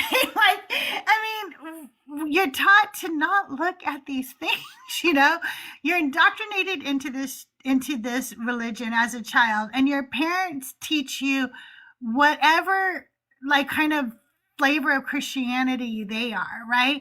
And most of us have some form of Christianity that says, read the Bible, but trust authority to explain it to you. Lean not unto your own understanding of it. And because of it, most people just rely on the Sunday sermon, the occasional Wednesday night small groups, the Bible study that was paid for curriculum from Answers in Genesis, and so we learned such a fucking watered down, actually, apologetic version of what the Bible actually says. Intentionally Especially- leaving out the bad stuff to deceive you. Oh yeah, you don't read Deuteronomy 22. Pastor doesn't preach from that No. chapter. And if we're children or even like young adults, these are people. Like I went to a Christian school, but these are people that you trust and you believe, and especially when it's like in a school environment where they tell you, this is how you spell this word, this is the Pythagorean theorem, and Jesus is God. Like, why? You have no reason really until you get a little older to even begin to think like, oh, maybe that's not true. And then what does that mean about that person that told me it was true? And it's like this big, it affects all of the relationships because you go, well, why would these people wouldn't lie to me? And there's lying by omission. So just saying, they're actively sinning in order to teach the religion. It's so diabolical. Yeah, if And we nobody have thought crimes, questions then that them. would be a thought crime too, right? Like if your eye causes you to sin, pluck it out. Well, if someone doesn't tell you something, isn't that a sin? What's funny? I just thought of, if a pastor was up at the pulpit on a Sunday morning and he was preaching and he was flat out saying things that were just lies, not true, something that we could factually check, it would be considered rude of me to point that out during the service, but not that he lied. Is lying a sin though? Interruption. Just checking. Is lying a sin? I'm not saying, I didn't say that it was a sin. I said that it would be considered rude of me to interrupt and not rude of him to lie. So I'm not even counting the sin part. I'm just counting rudeness. Yeah. And lying is not technically a sin. Only, thank you, Board. You guys, make sure you're following Board Agnostic. Thank you, Orion. Good to see you. Thank you so much. Isn't that octopus so cute and it matches my headphones? What's really wild to me is how they may even make excuses for the pastor too. They might say, well, they may have been telling a lie in actuality, but there's a spiritual truth behind it. They do the same special Yeah. pleading for their God that they will do for their pastors. It's really funny too. I'll tell you guys something. I picked up a bunch of books at an estate sale again, and so one of them is this book by Eusebius. Okay, it's the history of the church, and I was like, wait, I think Eusebius is the one who said it's okay to lie if it furthers the gospel. So I decided to chat GPT that shit, right? And I was like, hey, is Eusebius the one who thought it was okay? And I got apologetics, and I was like, hey, I'm not fucking asking for your apologetics. I'm literally asking, like, is he not? You just fucking said he basically said it. Why are you like, oh no, I'm not doing apologetics. I'm just making sure. I'm like, so he is the one who said it. And then it came back with more apologetics for why he said it, right? And I was like, this is kind of pissing me off now. So I went over to Jared and I'm like, am I right? Eusebius is the one who said that, right? He was like, yes, you are. And I'm like, okay. So I wanted to know before I went. And so then I said to ChatGPT, look, the reason I'm asking you is because I bought this book. And when I go into reading it, I want to know who the person is that wrote it. Like, are they okay with lying to me? Because I want to know that, right? And he's like, oh, yeah. Then, yeah, you're right. Eusebius was okay with lying. Why did it take that much, Chat GPT? Why? Because it's biased. Why are you in It's apologetics? biased. It does that all the time. It always gives you the apologetic. And intellectually dishonest? What the heck? But Right? Hey, Joel. Joel, you should come up and say hi to me. yeah, Joel, I see go up you and say on hi. other I've got people's a live. You come up and say hi to them, and you don't me. And I'm like one of your oldest friends on this app. damn, Joel. All right, At but I gotta least drop one anyway. of the I oldest. gotta go back. All Bye, right, Katie. Katie. Good to Bye. see you. Bye. Good to see you Bye, Have too. a good Katie. day. Don't work too hard. Never. But yeah, I think you're right, Crystal, about the lying thing, because doesn't, what's her name? Rahab? She lies, right? In Jericho? Yeah. Because isn't it just bearing Rahab false make witness? I think is it Rahab? Or is she the one? I can't remember. I can't either, but it is absolutely perfectly. You do have to keep Chat GPT in line. It is perfectly okay for God to lie. He tells you, he sends lying spirits. He says, if a prophet tells you a false thing, it's me who told the prophet to tell you that. He sends lying spirits all the time. So I don't know why people think God isn't okay. He rewards people for lying. Exactly. He is the one who tells what's his fuck to Abraham to lie about Sarah. God says, hey, just tell him that's your sister, not your wife. Exactly. And That's then what I punishes was. Pharaoh for the lie. Yeah, exactly. That's exactly what I was thinking of. Because when we were talking, I was thinking, wait, God isn't against lying. He encourages lying. He lies himself. That's why I was like, wait.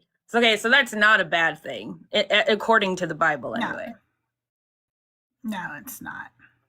I Like was with gonna most say things in the that. Bible, the answer is it depends on who you are, if you're God, and also what passage you're reading. If something Honestly. is Yeah. right or wrong. Robin, what were you going to say? I was going to say that Gemini is not any better than ChatGPT. It may actually be slightly worse. The people who programmed Gemini have actually come out and apologized, saying that they only did what they did because they were told to do it that way. And Gemini Hmm. also Wow. has a specifically Protestant evangelical narrative to its bias. It's very strange. So if you ask it like a Catholic or an EO question, it'll give you a Protestant apologetic for it. It's really strange. But yeah, they said that Wow, they that's apologized really for it strange. and that they said that that they apologized for it and that they are going to try and change that from Gemini's programming. But as it would turn out, when you have something that's like embedded into the AI's programming and it's been there for so long, it's actually difficult to undo that. So yeah. Yeah, Wow. it is. Well, and it's hard enough, even like even if I know like like the apologetic, but then you go, I don't think that's right. Doesn't it actually say this? And you put it in Google. Sometimes, the first 8 things you get are all apologetics websites. Like even me myself knowing what I'm looking for. Yeah, that's If I true. didn't know it, I wouldn't have any idea. I use And it to as be a search fair to engine. yeah, that's what I do too. And I And always to say be fair to my explicitly chat no GPT, apologetics. So I don't know. yeah, Maybe you got to code it like that. mine is, you do have to code it like that. And to be fair to mine, it did say that he said that he quoted him, and it says something about like falsehoods are inevitable or something like that was the actual quote. So what my chat GPT was doing was saying, it doesn't say he's okay with lying. And I was like, oh my God. He Okay, that's clearly not the is. exact quote. Come And on. so You when didn't I say that. right, and so when I spelled it out to the ChatGPT that I am asking you because I'm reading his fucking book and I want to know like what kind of a person authored this. Then ChatGPT was relented and was like, oh, oh, okay, okay. Well then, yeah, he was okay with falsehoods in order to forward the church. Yeah, and that is one of the big things that kind of aided in my deconstruction is knowing, because like you are taught to believe everything that is coming out of the words of your pastor and like, the church fathers and what have you. But then when you look into it, you find that they were dishonest, encouraged dishonesty to bring it down the line to what it is now. So how can you trust any of it? Exactly. You mentioned you see CrystalJae, this, Crystal. Oh, sorry. I gotta What were you make gonna some say, Juan? I gotta make some very important phone calls. You know my situation, so I gotta drop off the panel. Okay, before you drop, I want you guys to follow Quan. This is my friend, and she's so fucking smart, and you guys should be following her, and you should be watching Quan, Board Agnostic, all of them when they go live. But also, in my Discord, in my little, I think it's called Cup of Kindness, I have Quan's information. She could use our help right now, and any help is help. I don't care if you've got $1, $2, if you can gift her, whatever you could do to help her, okay? Quan, can you tell him really quick what happened and why you're down and out right now? Yeah. So I'm a hard worker, I am Yes. I'm a truck driver and I fell and tore my ACL. I finally got my MRI results back. My ACL is in 2 pieces. But I'm still fighting for my workers' comp benefits. They barely just cleared my medical stuff because this is the thing they do. They make you fight for it. So Yes. just kind of in a pickle. And so she can't drive with a torn ACL. There's going to be, so we're down and out for that. There's going to be surgery. There's going to be recovery. There's going to be all of that. So if you can at all, send a couple dollars to Mini Quan. I have her information in my Discord. Go check it out. Send her gifts. Check her bio too. And let's help Quan be able to, not feel stressed out while she's also down and out, because it sucks. It sucks when you're already in pain, you're tired, you're exhausted, and you can't work, and the bills start piling up. I love you, Quan. Yes, that is the Sorry to hear situation. about that. Thank you. I love you too, Hopefully, CrystalJae. hopefully We love you, get Quan. easier. Love you back. Thank you. I appreciate the love and support. Listen, thanks psychiatrists for SSRIs. That's all I want to say. Yeah, Because true. I would be 100. sliding down the You wall have right now. Cash App, right, Quan? You have Cash App? Yeah, Do you have Venmo? I don't have Venmo, but I Okay. do have like Just Cash App. Cash App. Yeah, I get PayPal. Yeah. But my Cash App link is in my bio. It's been there for years and nobody ever used it until this happened. It's hilarious. That happened to me too when I had to have surgery last year. All of a sudden, I was like, why am I getting a Cash App notification? Mhm. Oh, wow, somebody helped me. And it was really nice. So hopefully we can help you too. I hope you have a wonderful day and get some rest today, Quan. All right, thank you. I'm It not was gonna nice rest to though. meet you. Bye. It was great meeting you. I'm gonna shoot you a follow.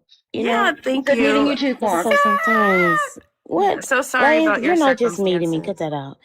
that out. But I just followed you as well. I wasn't following you. I've seen you in these TikTok streets. Cut it Yeah, girl. out. All right, y'all. Catch y'all later. Thanks, CrystalJae. Bye. Have a Bye. beautiful day. Thanks for coming up All right, you and too. teaching us. I appreciate that. She is so knowledgeable. I love listening to her talk. Actually, one of my favorite things is, you know how there's a few people out on the TikTok streets that people underestimate, and then you watch them just cook the fuck out of somebody? Quan is one of those. People will just come up and start talking to her, men, men. And you could tell that they underestimate her within just the first few minutes. And I think, oh, you're so cute. She's about to eat you alive. Gives you time to make your popcorn. Board agnostic.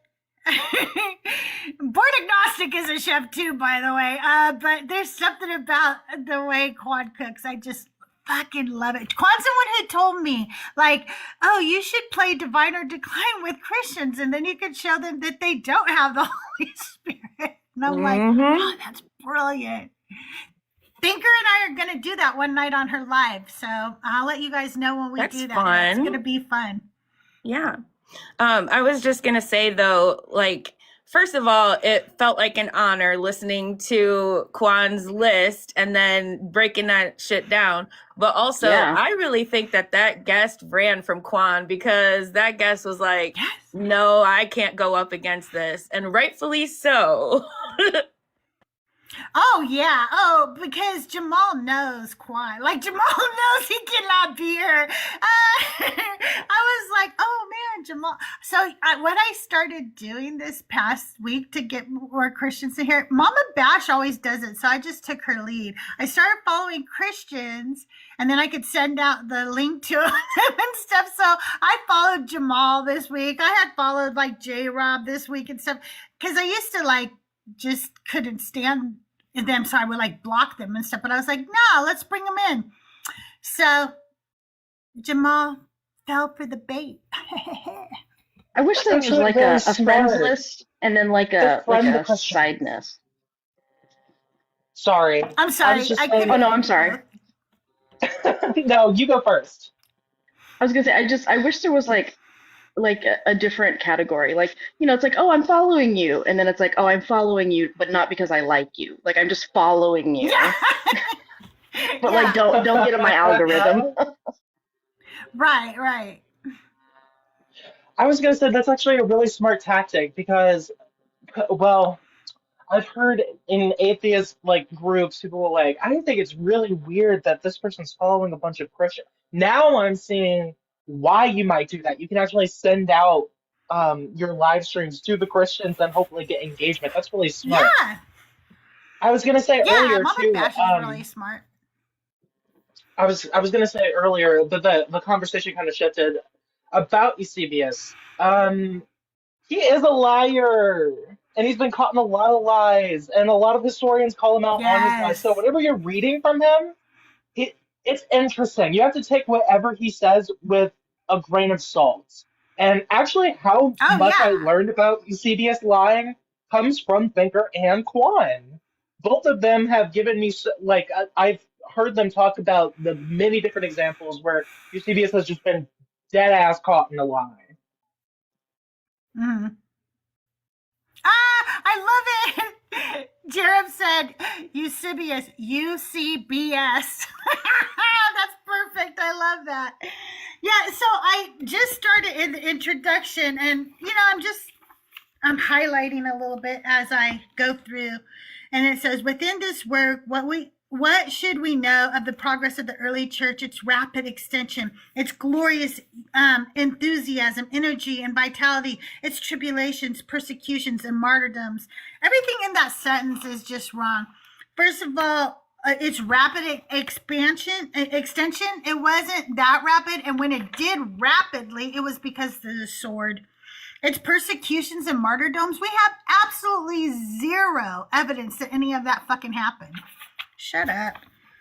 For nearly 40 years, he poured out a constant stream of historical and other works, of which the most valuable is the history of the church. That's about him. Please stop spamming and using caps in my chat. If you've got something that is so important to say, Tutu, you should come up and vocalize it with the big boy voice that you have, okay? Come on up. Let's talk. Let's have a conversation like adults. And that way, not just the chat will see it, but people will hear it here on TikTok and on YouTube, okay? Because you seem to have something very, very important that you want people to hear, and yet you're scared to come up and talk. That's so weird. I thought that you had the God of the universe on your side. Is he really that weak? He's so weak that you're scared to come up here and have a conversation? That's weird. I don't know. When I was a Christian, I wasn't afraid of anything. I literally thought, you guys, I literally thought that I had the armor of God on. I was not scared of very much. I will tell you that I was stupid, but not scared. Yeah. And Ernest, you were not things. deceiving. It's dangerous. I would have come up here in a heartbeat. I would have left crying later because after talking to all of you, I would have been like, oh my God, I don't know what I'm talking about. But I would have come up because I wasn't scared. I really believed I had a powerful God. I don't think you do. I never heard anything about the armor of God stuff until I got to the decon community, because my church didn't work like that. My church wanted us to be afraid all the time. Afraid of the devil and afraid of God and whatever demonic, whatever else was out there. We were supposed to be afraid all the time because you never knew when even God was going to cut you down. Oh, I had the fear of the Lord, but that is a righteous fear. And a righteous fear means that you don't sin. But you're not afraid of other things because, you've got God, right? And you've got the armor of God. You're only afraid of God and Satan. You're not afraid of humans. They can't do a fuck thing to you. Because you've got the armor of God. You've got the armor of God. You pay no mind to getting embarrassed and making a fool out of yourself because God's got you. Yeah. See, I used to pray to put it on. Because, like, whenever I was in the church, they used Job as the example for that, saying, hey, you can literally you could be blameless, you could be upright, you could be the pinnacle for as moral of a person that you could possibly be. And guess what? Sometimes God's just going to test you and rip everything out from underneath you, just because he can, just because he wants to see what you're going to do. And that made us all terrified. Oh, see, we weren't taught it like that. We were taught that, okay, it wasn't like you should be afraid because God could do this to you at time. It was more like just because life hands you shitty things, you have to be like Job and still be faithful to God. And in the end, he will reward you. So it wasn't to be afraid that he would do what he did to Job. It was, remember that when you go through hard times, to be faithful like Job so you can be rewarded in the end. So obviously, I didn't like the story of Job. I think I've shared this many times.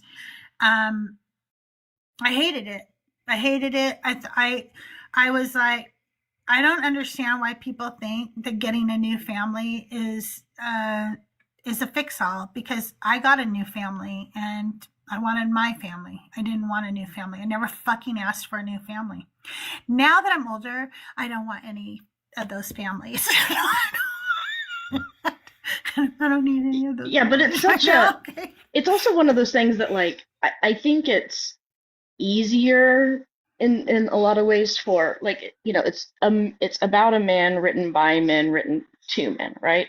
And so you hardly ever hear a man just all of a sudden go, "Oh, what about those kids?" Like, I'm not saying like nothing against like that whole gender, but it just doesn't like that's not what sticks out as much. They're going, "Oh, he got all this stuff," and it was twice as over, and we're going, "What about those children?" Like, even if they were adult children, I don't care. I don't care either. I was 3, but my oldest brother was like 16 or something, and they just took him away from me. And then gave me a new brother who was a fucking asshole. I didn't want that new brother. I wanted my brother, who was probably also a fucking asshole, but I didn't know that yet, okay? It's the principle. It's the principle. It was my brother, my asshole, to decide whether he was an asshole or not. You don't get to decide for me. Yeah, give me my free will, God. Yeah, where's that? Okay. Anyway, if you are a believer of the God of the Bible and you want to come up and tell me how your God is not evil, the guest box is open. If we don't get somebody in the next like 10 minutes, I'll change topics. We'll see if we can get somebody up with it.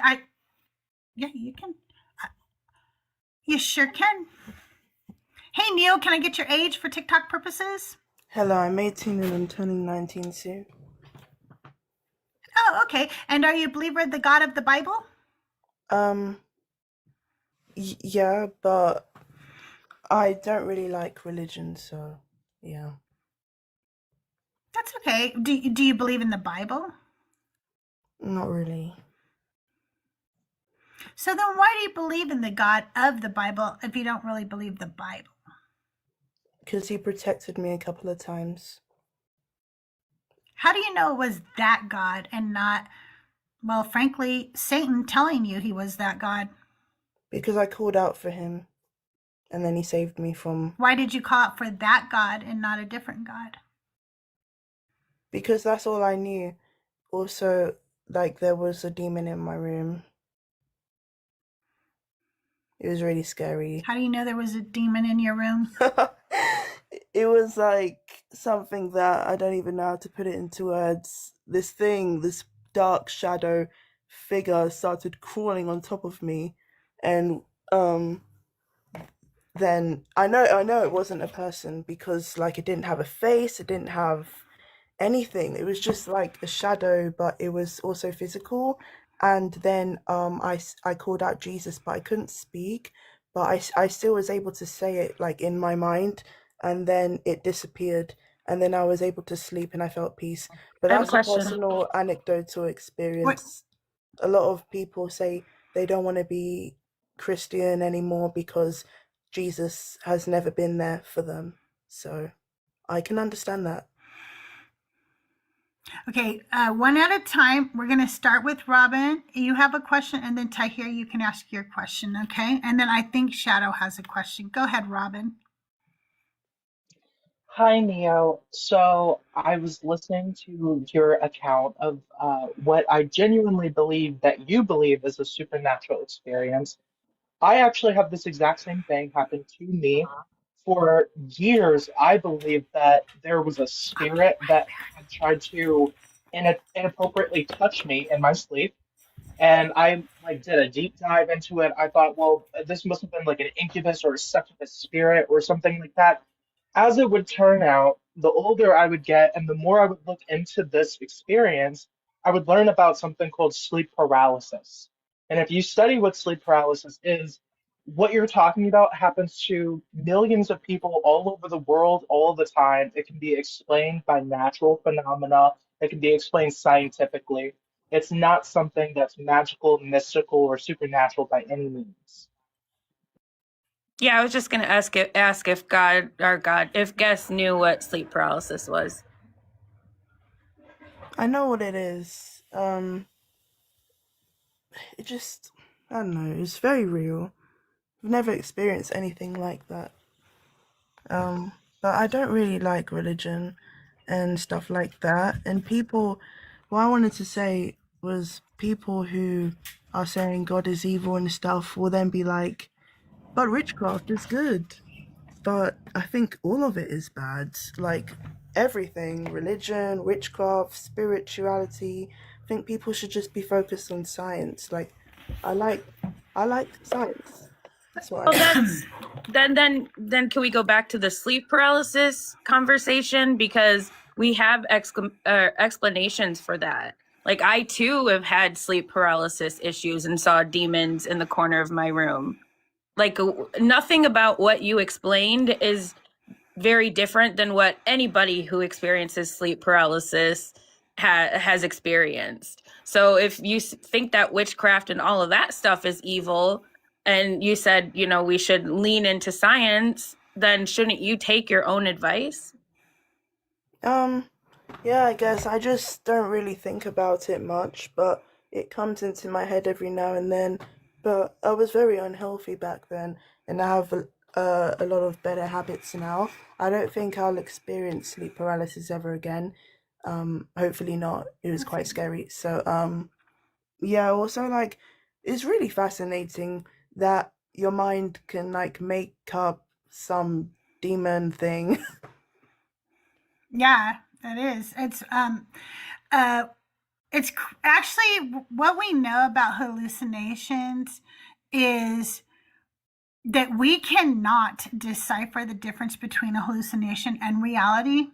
And so it's very hard for somebody to say that they didn't hallucinate. You literally could not prove to us you didn't hallucinate. And this comes from firsthand knowledge. Not, I have literally watched a very healthy young woman slip into psychosis right in front of my eyes.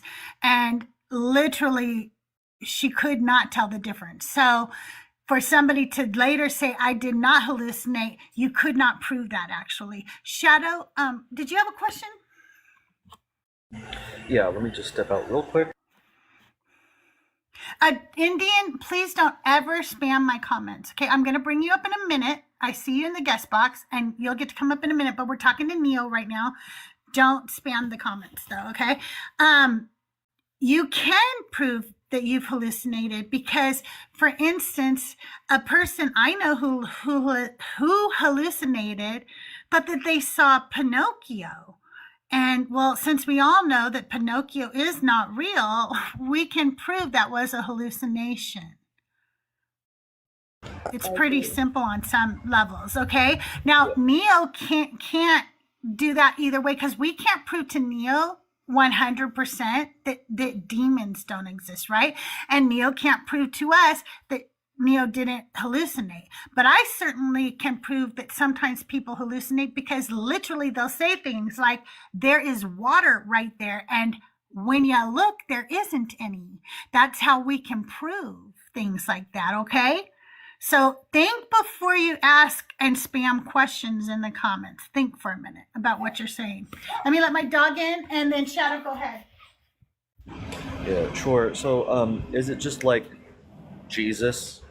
Like that's kind of what you're holding on to? Like the love thy Yeah, neighbor thing?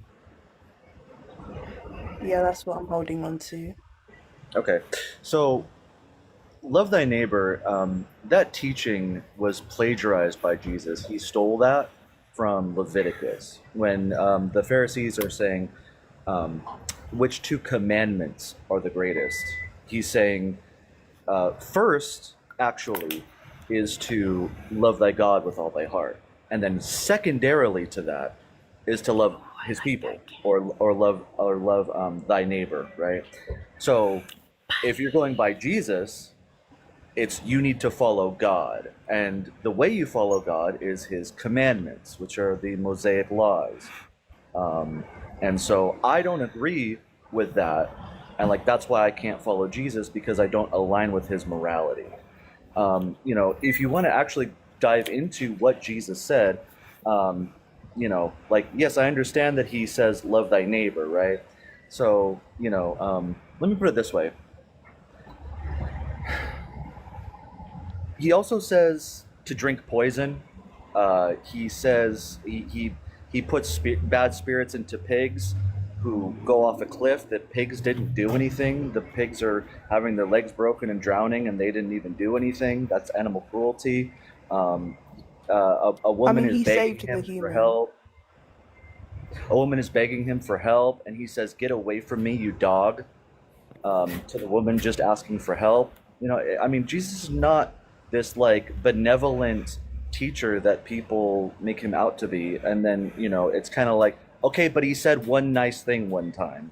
It's kind of like you're picking out one little kernel of corn in this big pile of not goodness, and I'm just wondering, like, is there some underlying like fear or reward that you're thinking of when you think of Jesus and love thy neighbor? I don't, I don't know. I stick by him because of the time. No, I don't know really. I think it's because of how I was raised, and my mother is a Messianic Jew as well, and was like, Jesus saved us all the time. And I was like, yeah, because that's just how I grew up. But yeah, it's how I grew up, to be honest. Yeah, maybe question it. Maybe look into it for yourself. You're saying you like science and that you like to learn, so follow through with that. Is my kind of 2 cents. Is like, I would encourage that if you're really wanting to do that. Question where you learned it from. What was the source? Were they correct? Are you correct? I would just encourage that. Thank you. Thanks. And there are other things that Jesus did that I actually find atrocious. And there's one that people just don't talk about enough. And when I look at that one thing, I say, I don't really care about all the other things. With this one thing he did, it makes me not want to worship him, especially when I know people who are starving right now. I know people can't pay their bills right now. I know that there are people who are hungry, and I'm judging billionaires right now. I'm sitting here saying, why are there billionaires right now? And every time I see somebody rich say, hey, we're doing a GoFundMe, and I'm thinking, what, Oprah? Why don't you just pay the bill? Why are you doing a GoFundMe? You fucking are a billionaire. Pay the fucking bill. Don't start a GoFundMe. And I want a God who says, feed the hungry, feed them. But then he does it. And feeding 5,000 people who are following you around because you're creating a commotion isn't feeding the hungry, okay?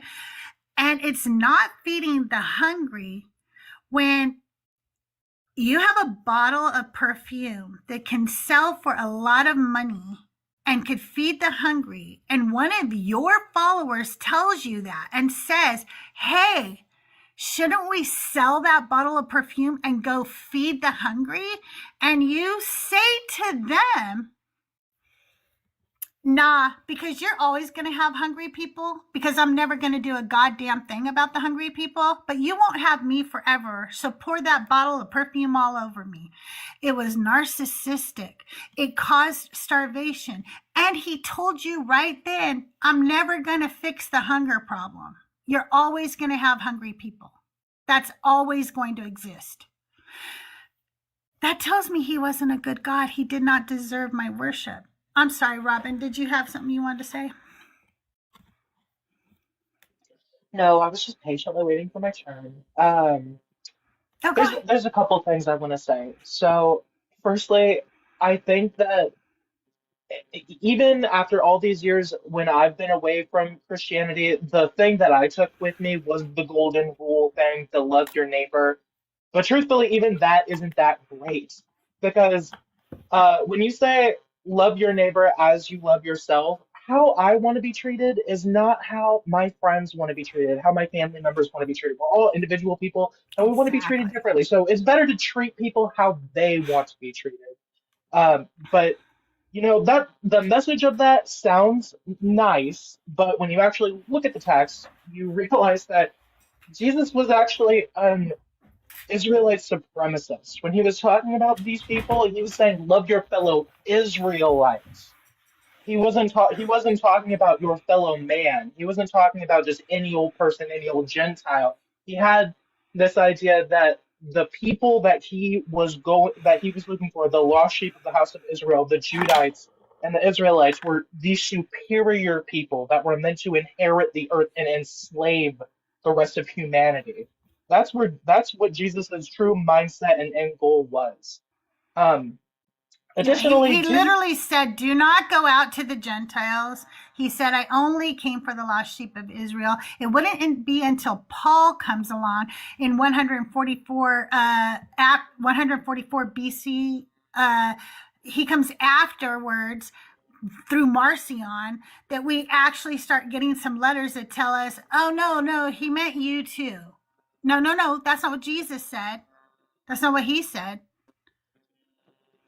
He didn't come for everybody.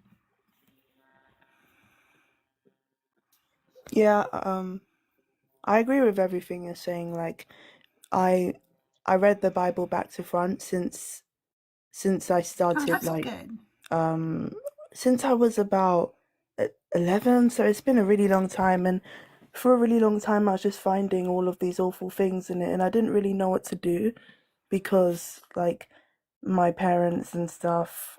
But I've just come to the conclusion that religion is bad. About Jesus, I don't know, but there's also, like, when I'm talking to people who are like atheists and stuff, and I'm hanging out with them, they're really cool people, but they believe religion is bad like I do, but then they think witchcraft is okay.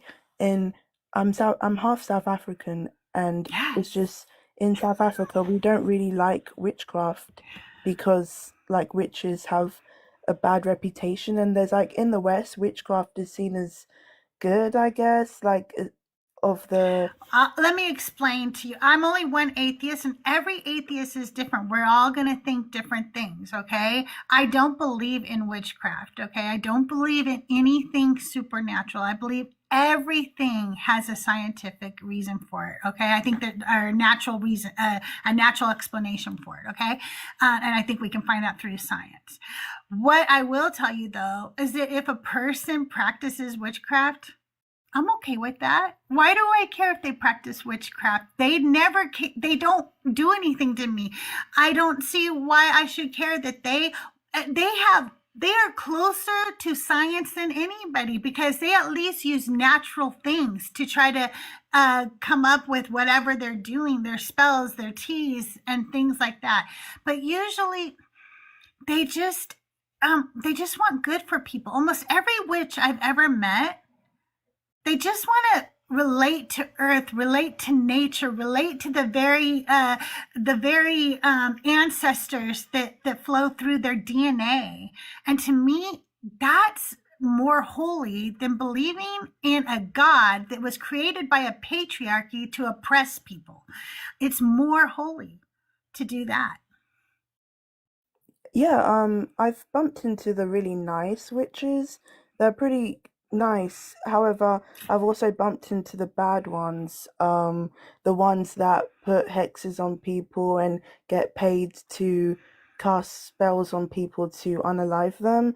And they are really scary people. Yeah. Like, oh gosh.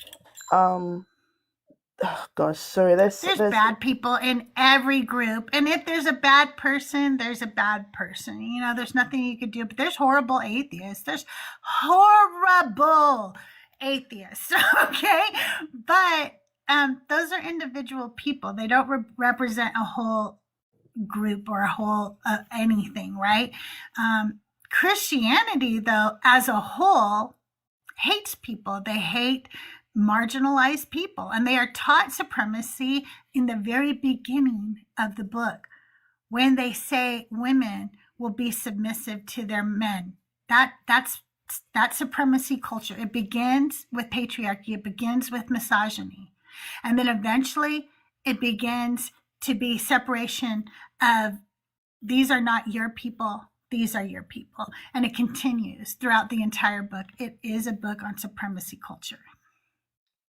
And oh, sorry, I had to change the topic. No, go ahead.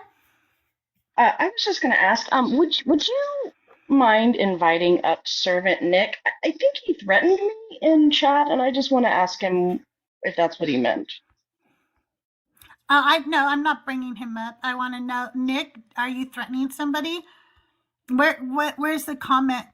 What did he say? It's I said I said he dodged something, and then he said, let me find it. Dodge. And he said you'd be dodging Oh, me in you muted him. person. Okay, you can go ahead and block him right here, if you don't mind. No, I'm not going to bring him up. We just do one guest at a time, and we don't do confrontations on the panel. We just block and move on. Gotcha. Then we can have a nice conversation without dealing with them. Hey, Robin. What you have? Hi. I just wanted to say something to Neil. It seems to me like in your South African cultural upbringing that there's a lot of emphasis on witchcraft being this scary, spooky thing. But I'd actually like to point out that that actually happens a lot in Christianity, but they just don't call it witchcraft.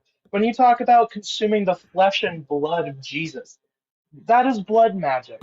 If we look to the Old Testament, there's a recipe for a potion called bitter water, and it was used to, if a woman was thought to be not faithful to her husband, it would induce miscarriage, or at least that's what they believe. There's all kinds of I want spells and to potions make and one weird little rituals. clarification on that, Robin, because it's such an important thing to me, okay? It's not even if they think she's pregnant, it's just if the husband is jealous. If a husband is jealous, that's all it takes is jealousy. He can make her drink this potion that will cause her uterus to fall out. So she will be not only miscarry the baby, she will also, and there might not even be a baby. Remember, he's just jealous, okay? Which, how many people haven't met a man who is irrationally jealous? And it will cause her to be barren. That's what the potion does. And that's in the Bible. Robin, you can go ahead. You can go ahead. I just wanted to point out that he just has to be jealous. Yeah, so there's recipes for potions, there's recipes for there's different blood magic practices. I mean, like sacrificing an animal on an altar and how you're supposed to do it. There's divination practices. One of them is that sages would fast for several days at a time, sit by a body of water, and as they are basically losing their minds from malnutrition and they're hearing the water talk, eventually those receive some sort of revelation listening to the rippling noises of the water from the Holy Spirit. Like there's all kinds of really strange rituals and magic and potions and spells. It all exists in the Bible. The difference is when Christians do it, they just choose not to call it that because they realize that a lot of these ideas were appropriated from their pagan and polytheistic neighbors from the Levant area. It was implemented from Egypt. It was implemented from Turkey. It was implemented from the Greeks. They borrowed all these different ideas and they implemented them in their own practices. They just choose not to call it that because, well, it kind of destroys the illusion that it's magical, mystical, and that they have the monopoly on holiness. Yeah, any form of witchcraft, I'm just raising an eyebrow, like people who are praying to like deities and stuff. It's just like, why are you wasting your time doing that? And there are some witches, a man and a woman actually, who live in my neighborhood, who they're like sprinkling salt around a church, and it appears that they're like cursing it, I think. And it's just like, why are you trying to hurt this church? The church is also of like a minority, so it's like, witches doing bad things again. I know there's like good witches, like you said, but it's just the whole thing. And is you know bad. what? Anybody who's doing something bad, like, I'm not going to like them. And as I've told you, I don't believe in supernatural anyway. So I would probably, if they came up on my live today, I would be giving them shit, Neil. I would be like, you're out here trying to harm people in this world. What the fuck are you doing? You know what I mean? Like, I would not let them slide on that. Like, for sure. I think that if any ritual that you're doing is doing to harm people instead of better people, then fuck you. Because let me tell you something. if I'm a witch, right? Let's say I'm a witch and I can fucking do spells and it could somehow make people do shit, right?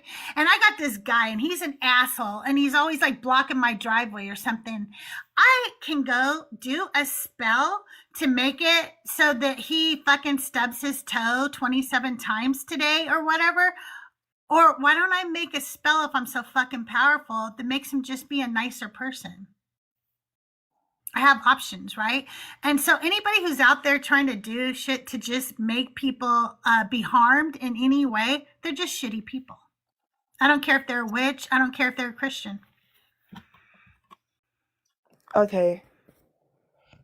Maybe you should, like, I don't know, put like all religions are bad and witchcraft can be bad too. Okay, here's why I don't put all religions are bad, which, trust me, I'm pretty close to anti-theist anyway. I talk to Christians because I was a Christian for 40 years. And the harm that Christianity is doing to my country right now, it's almost irreparable, okay? People are losing rights. We're losing our humanity. People are dying in my streets. People are being shot by my government. I cannot allow Christianity to continue without telling people why it is bad. It is very fucking harmful. It is so harmful. And that's what I know, because for 40 years, 40 plus, I was a Christian who preached it. I was a Christian who devoured it. It was my whole personality. And for people to now then tell me, turn that all off if you don't believe anymore, it's actually just ludicrous to think that that would happen. How could it be ingrained so much in me that you want me to just turn it off now? You didn't want me to shut up about it before, but now when I'm telling the truth about it, you want me to shut up? I don't think so. That's not how it works. You indoctrinated me into this religion. You forced me into it from the time I was 3 years old on. And now you want me to just shut up because I'm telling people the truth, because I'm showing people how harmful it is, because I'm teaching women that this was written about men, to men, for men. I'm not going to shut up about it. People need to know. Okay, well, I like what you're doing. It seems like it's with really good intent, like, so. Thank you. And I really like talking to you. I hope you'll come back and talk again. We're going to bring up an angry Christian man now. If you want, you can sit in the chat and listen to us get yelled at. It's about what's about ready to happen. But thanks so much for being here, Neil. You guys, big W in the chat for Neil. Thanks so much. I appreciate you. Oh, let's bring up I Am. They were here first. If they're still here. If not, we'll bring Love up. I think I Am left. So we'll bring up Love.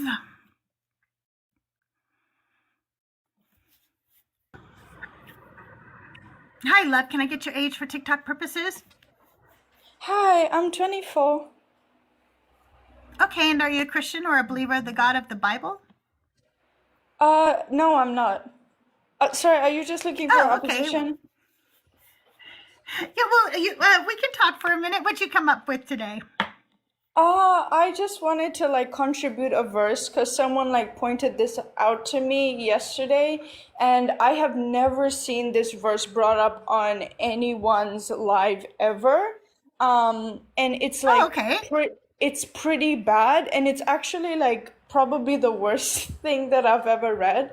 And it's from, all right. Let's see if I have it highlighted. Okay. All right. Okay. What verse is it? I think it's Deuteronomy 29, but let me check just to make sure that I have like the right one. Deuteronomy is a banger. Oh, sorry, it's Deuteronomy 28. Sorry. Hi, Lane. 28 what? 28, and then it goes from 1 second. Oh, it goes from 15 all the way until like about 30. No, not 30. Okay. About like through the rest of the passage, and it's pretty long. but you can just read it, like just skim through it. Basically, like the overview is that this chapter is about blessings for obeying God versus what will happen to you if you disobey God, right?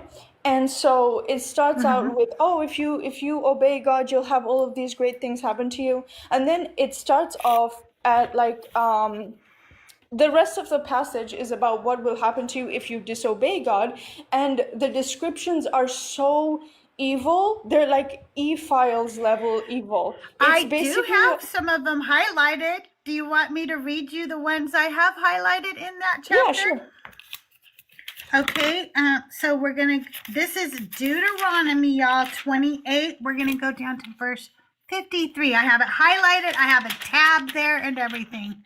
It says, in the desperate straits to which the enemy siege reduces you, you will eat the fruit of your womb, the flesh of your own sons and daughters, whom the Lord your God has given you. And I think Minnie Kwan was just up here a little while ago. You must have missed her, but she was talking about that. Nobody had said that before, Yahweh. Yeah, I was like, bro, what? Like, am I even reading this correctly? It's crazy, right? Isn't that crazy? And then I have another one highlighted as well, and it's 63. And I don't know what this one is, but it's harm makes God happy is what my tab says. And Bruh. just as the Lord took delight in making you prosper and numerous, so the Lord will take delight in bringing you to ruin and destruction. You shall be plucked off the land that you are entering to possess. He is just as happy when you get that parking space that you wanted and you prayed for. He's just as happy when you fall down and cut your knee open. Both of those things make him happy. Do you have 30 in your annotations? I don't have that. Oh, No, you what do you might have on want to that write one? down 30. 30 is bad. Just read it out. Okay. 30 is the worst All one. right, let me go to, all right. 28, 30.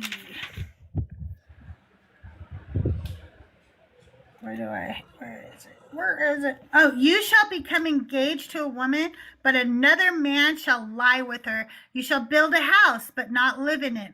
You shall plant a vineyard, but not enjoy its fruit. So in my translation, bye, Laith. Why are you all leaving me?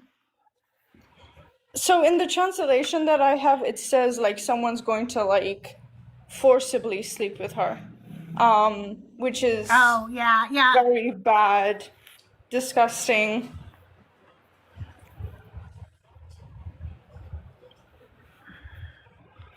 I'm gonna make a note of that. Let's look that up in the Hebrew real quick.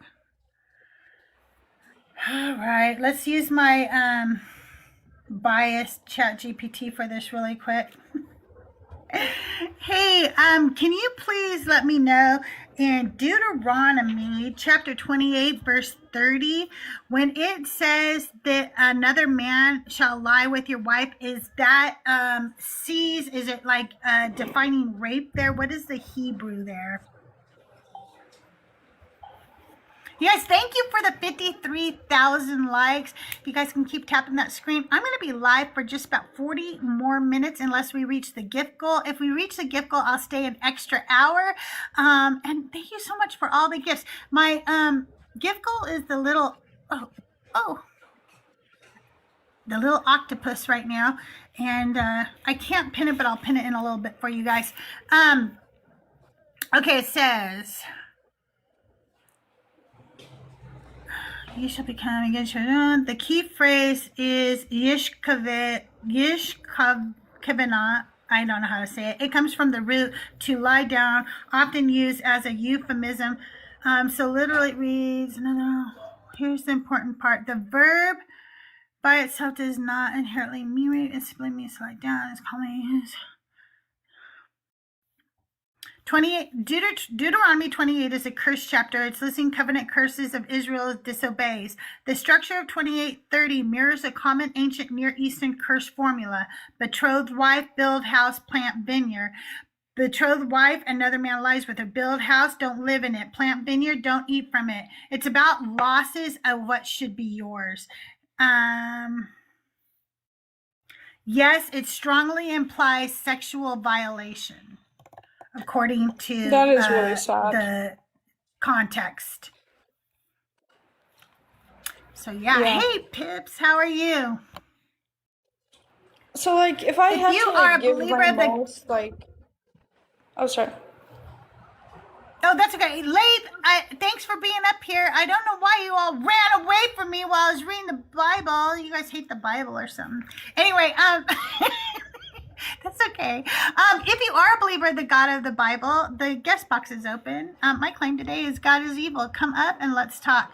I'm sorry. Go ahead, love. What were you saying? Oh no, I was just saying like, if I had to give my most like, I guess forgiving interpretation, it would be basically, God is saying, yes, this is going to happen and these are bad things, but he's at the very least letting these things happen, right? He's telling you these things are going to happen, even if I'm not the cause of it, and you're going to deserve it because you're disobeying me, right? Because like when I talk about these topics, when I talk about like the grape of David's wives and like grape in other passages, the common apologetic that I hear is God did not command those things, even though he clearly did, but he just let them happen. And I'm like, why would he let them happen in the first place? Like, You know what, love? I like to tell them a little story when they say that to me. Okay, here's the little story I like to tell them. I have 3 children. I love my children very much. They're really good people. I think I'm a good mom. I have really good morals. And for instance, like, I do not condone stealing. I don't think that's right. You shouldn't steal. You should earn the things you have, okay? And if you can't earn them for some reason, then you know your family should help you. You should support each other, but you shouldn't steal. But it's 2026. People steal. It's going to happen, right? So I just like to make sure that they have some rules since it's going to happen anyway. So I teach them where to steal, when to steal, where the camera's on, who not to steal from, because we don't steal from small businesses in my family because, we steal from the rich. It's like, a give me on that one, right? I don't condone stealing. I just give them rules. Exactly. Yeah, that's the apologetic that I hear a lot. And it's so They funny tell me because I'm not a there's- good parent. Yeah, exactly. Like there's verses that quite literally say that God is commanding this to happen. So I don't know why, Yes, they just seem to have this view that, oh, he just let it happen. But even if, right, he is someone who is like literally all powerful, if he can stop this thing from happening with the snap of his fingers and he chooses not to, then he can be held responsible for that, Right, absolutely. Also, in the Bible, he tells you that he's doing this stuff, so that apologetic is just lame. Also, he's not making them eat their children, not in that verse. He's starving them so that they will be forced to do it. So he is literally doing the things that are causing them to do the things that they're doing. It's just a ridiculous apologetic, and the apologetics are weak. I used to believe all the apologetics. I thought apologists were Bible scholars. I didn't understand that they actually had a goal, and that was to fix all the problems within the scripture and smooth them over. I thought they were somehow scholars. Once I started learning the difference between an actual Bible scholar and an apologist, like that really changed a lot for me, Thank you, Gladys. I hope you're having a great day. Yeah, I've been reading this book called Misquoting Jesus by Bart Ehrman. I'm about like a quarter of the way through. Yeah. And like I didn't know much about like the formation of the New Testament or the history of like early Christianity and things like that. So it's really been opening my mind up a lot of things, and it's really good for people. Like if you're someone who's really struggling to deconstruct, I really recommend you reading that book, because it really goes Yeah. into how the Bible is a work of human beings and not a work of God, you know? Like leaving Yeah. aside all of the morality, like that, it's a great book. I really recommend it. And you know about the moral thing, right? One thing I'll tell you is that whenever someone would give me a verse from like Deuteronomy or Leviticus or Numbers, I would run to like either Answers in Genesis or God Yeah. Questions, and I would be like, please give me an answer on how to explain this. And the answers would make me feel worse. Like it was like I you know, when was I did I was such a yeah, sorry. Ken Ham fan when I was okay, so Ken Ham is the one who started Answers in Genesis, and I was such a big fan of his when I was a Christian, and I fell for all of his bullshit. Like I fell for all of it. Like he had this explanation for why evolution can't be real. Oh my Because days. oh my God, you guys, are you guys ready to hear some cringe shit that I believed? Like, Robin, don't laugh too hard, okay? Listen, he had this explanation, and you can go look it up somewhere because I'm sure you can find a video on it, of how woodpeckers couldn't have evolved to be woodpeckers because of the way their beaks are and their tongue goes all the way down and then it comes out and blah, blah, blah. Okay. He tells you that the first bird, when they hit their beak into the tree, would have died. So there would never have been another bird to do that or whatever. And so it makes you think, oh, like, of course birds could not have evolved to have, you know, a woodpecker beak or whatever. And I just fell for that bullshit. Okay, we're bringing up a Christian, you guys, so here we go. Yeah, I'll drop down so that I can give you the space, Crystal. Okay, But love. could I say one last thing before I go? Yeah, absolutely. You know, don't feel embarrassed. It takes a lot of people like so many years to deconstruct. Like some people even like take decades to, you know, deconstruct fully. So like it's a long, difficult process. I'm still in the process myself. There's things that I need to remind myself of every day, and you know, work out my own emotions and things like that. So it's definitely like a very long, difficult process. And it's quite painful, you know, because when you were raised to love God and have a connection with God, and then you read this stuff, because you know they don't read you like Numbers 31 when you go to church. They don't. No. There's stuff that I'm still learning about the Bible even till today. You know, so Right, me that's too. just what I Me wanted to too. say. But thank you so much, and Thank you so yeah. much. Have a great day. You Very too. Thank nice you, to love. meet I you. just wanted to say I love your PFP. I love Hell of a Boss. Love Me the too. Lucifer character. Love the Oh, I love Lucifer it. character from Hell of a Boss. Thank you for bearing light It to the has been, scripture yeah. that we share today. And you are our morning star. Oh, thank Aww. you. That was really sweet. I love you, Robin. All right, Indian, can I get your age for TikTok purposes? Hearsay Yes. is hearsay. So we can't convict on hearsay. We need something. I'm going to need you to turn off whatever you got going on in the background. I can't hear you. Can I get your age for TikTok purposes? Halfway down the here. Yeah, I saw that. So you think her not looking at the victims is retarded? Not the R slur. I'm gonna drop you down, and then if you want to come back up, you can. It's in your background, sir. It's not in our background. That's something going on in your background. So it might be another live coming through. Because sometimes TikTok sounds like Ashra said. Sometimes they mess up. Have you ever had that happen, Robin? I'll be watching like, I don't know, Justin or Joel or somebody, and all of a sudden I'll start hearing like Mini Quan and Board Talk and stuff. And I'm like, wait, what? Are they on the show? You know, and I get confused for a second, and then I realize like the sound from another show is coming through to the show I'm watching.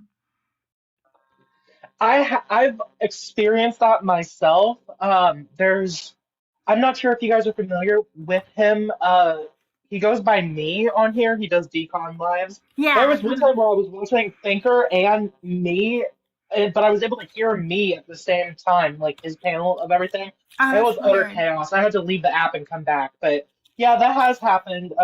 Take a look at some crazy witches. The scariest one for me personally, and this has happened a couple times, where I have not requested up, and then I've been thrown up onto a TikTok panel where there's like 700 people, and then people are like, "Why the fuck are you here? What's with your background noise?" And I'm like, "What? I didn't know I was here. I didn't request up." Oh my God, that's horrible. I have not been, to my knowledge, I don't know that TikTok has done it. I have accidentally joined lives. I've done that more than once, and that sucks. Because the worst part for me is, and not worse, like, I mean, I actually really like it. Most people will accept my request up on their panel. Like, I'm not, because usually if I request up, I have something pertinent to say, or I have an announcement, and they also know I won't overstay my welcome if they're like, you know, one-on-one debaters or whatever. I'm not going to try to sit there and hang out and stuff. So they'll usually go, "Oh, Crystal's requesting. She must have something to say. I'll invite her up," which is very detrimental in another way, because I've been pulled up on lives where I am like, what the fuck? I didn't know I could request stuff. What the hell? And I'm like really noisy background, or I don't know, you know, the grandkids playing or something. I'm like, oops, I'm sorry. Oops, didn't mean to. But thanks for bringing me up. I tried to invite Indian back up again because I thought he had a lot to say in the comments earlier. He was yelling at me saying that I wasn't bringing up ops while we were talking to Neo. And I'm like, you idiot. Like, she came up as, you know, a believer. So why are you saying, just because she's not mean and yelling at us doesn't mean that she's not a believer, you idiot. And he was just like, he kept getting muted because he was spamming and using all caps. And he was like, "You mute all the people who don't agree with you." No, we mute the same people every other chat mutes. People who spam and use caps over and over again. He was quite impatient. He said you were spreading misinformation, but he didn't cite any specific thing.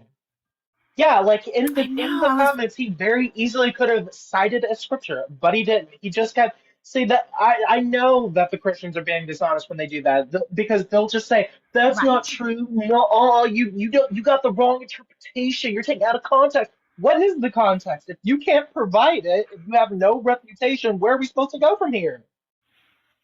Exactly. Show me where I'm wrong on anything I said. I love it because you're not going to be able to, first of all. If I tell you, if I say the Bible says this, I promise you I know the Bible says that. If I don't know it says it, but I think it, I will say, I think there's a verse that says this, because I will only speak in absolutes if I am sure. You know what I mean? And that's why I very rarely will say what book, chapter, and verse, because I can never remember those. So I'm not even going to pretend to remember where in the Bible something is. I jokingly will sometimes talk about the Build-A-God like a Build-A-Bear. Well, something I have found recently is that a lot of Christians have a Build-A-Bible. And what I mean by that is, well, they like this particular scripture from this Bible, but then they don't like this one. So they cherry pick which Bibles that they want so that it favors whatever agenda that they're trying to come up with. Yep. Hey, Nicholas, how are you today? Good afternoon, gorgeous. How's it going? Going well. What's new with you? I think my biggest pet peeve when they scream context at me, it's usually someone who's never actually read it before, and they're trying to do some mental gymnastics to quickly excuse what's going on. It's like, I've called out so many Christians for that. Like, Dude, you didn't even know that verse existed. How do you all of a sudden have an answer? Like, no. You're being disingenuous. I agree Exactly. 100%. Hey, Meeks. Hey, Tris. Hey, Sunny. And to add to that, No, they Nick, do that oh, all the sorry. fucking time. No, I was you go going to ahead, say to Robin. add I to that. talk too much. Okay, thank you.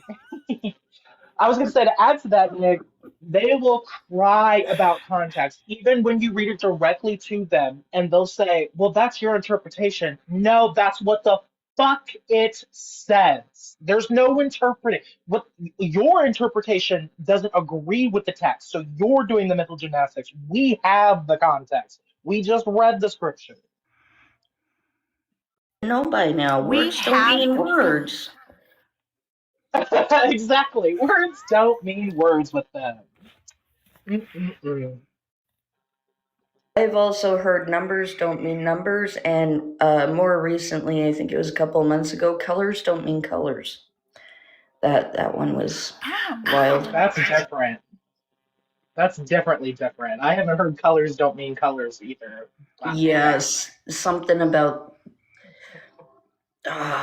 what was it? It had to do with Genesis.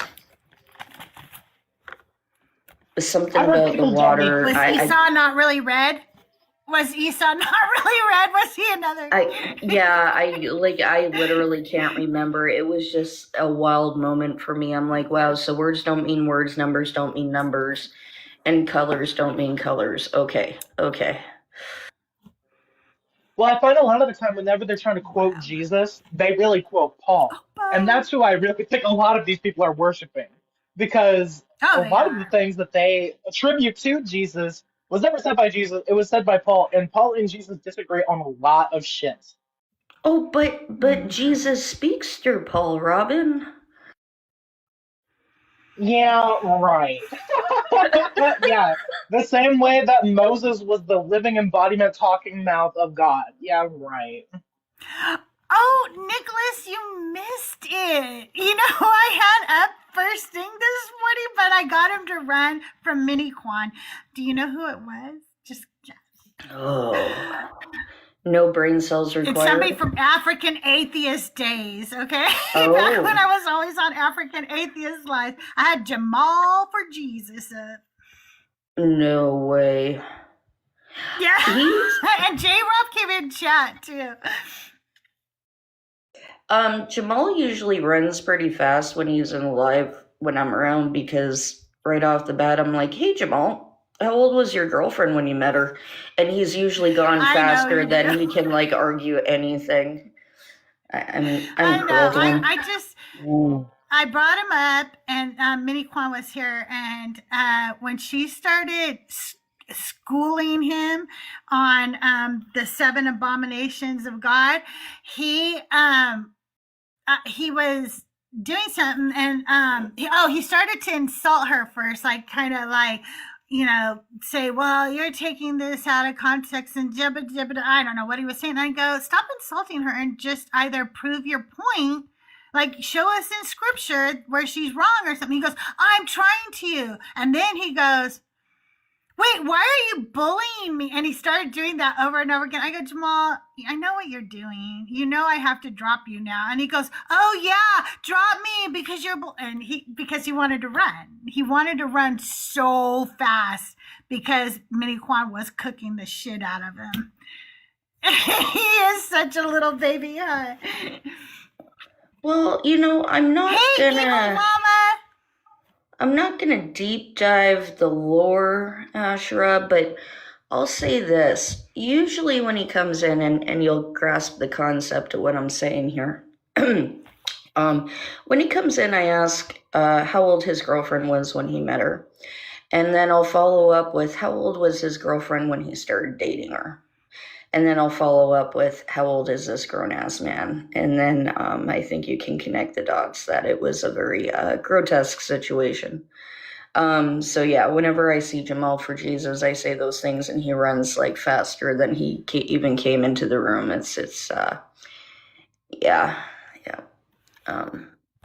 By the way, if anyone has that really heinous recording of what J-Rob said about child marriage, I'd appreciate if you could send it to me, because he's another one in the Discord. Okay, I'll because look yeah, at the he's Discord, and if it's in there, I'll download it and send it to you. because every time I threaten him with the recording, he somehow also magically disappears from chats. It's kind of interesting how that works. Yeah. Yeah. Yep, they are I know quite the pair. Oh, what's his dumb face? I know the recording of him defending child marriages in the Discord. Q-Top? No, I know his is. the other one, Mr. Anti-Semitic Racist. That's all of them. What are you doing? Yeah, that's all of them, right? That narrows it down. Shit. I'll have to remember his name, but I know his recordings in there. Hanji posted it. P-Mars, there we go. Yeah, I know that recording is there. Yep. But he's said so much wild shit since then that people don't even need that recording anymore. They just know. You know, bitter truth, I've been listening to him go on lives lately, and I am not a psychiatrist. I am not diagnosing him. I'm just telling you that I've heard the man talk for a very long time now, and it does not sound mentally healthy. Like, I'm talking about slipping into psychosis. Like, there's something different. There's something different in the rhetoric. There's something. It's much worse than it used to be. Like, I can't explain it. It's like gotten worse. It's crazy. Oh, that's like, what's his name? Jared. Jared's been around a long time, never changed his profile picture, and he's another one that slips into psychosis a lot. Yeah. It's too bad, too. Morning or good afternoon, Mezzo. I guess it's afternoon now. I have to quit pretending like it's morning. It's not morning anymore. I had a real late last night because I was up all night with my mom because she was all worried about my brother because he was in the hospital, and we didn't hear from him for a while, so I messaged him and I'm like, update, and he goes, chilling, and I'm like, okay, I'm going to bed. He's fine.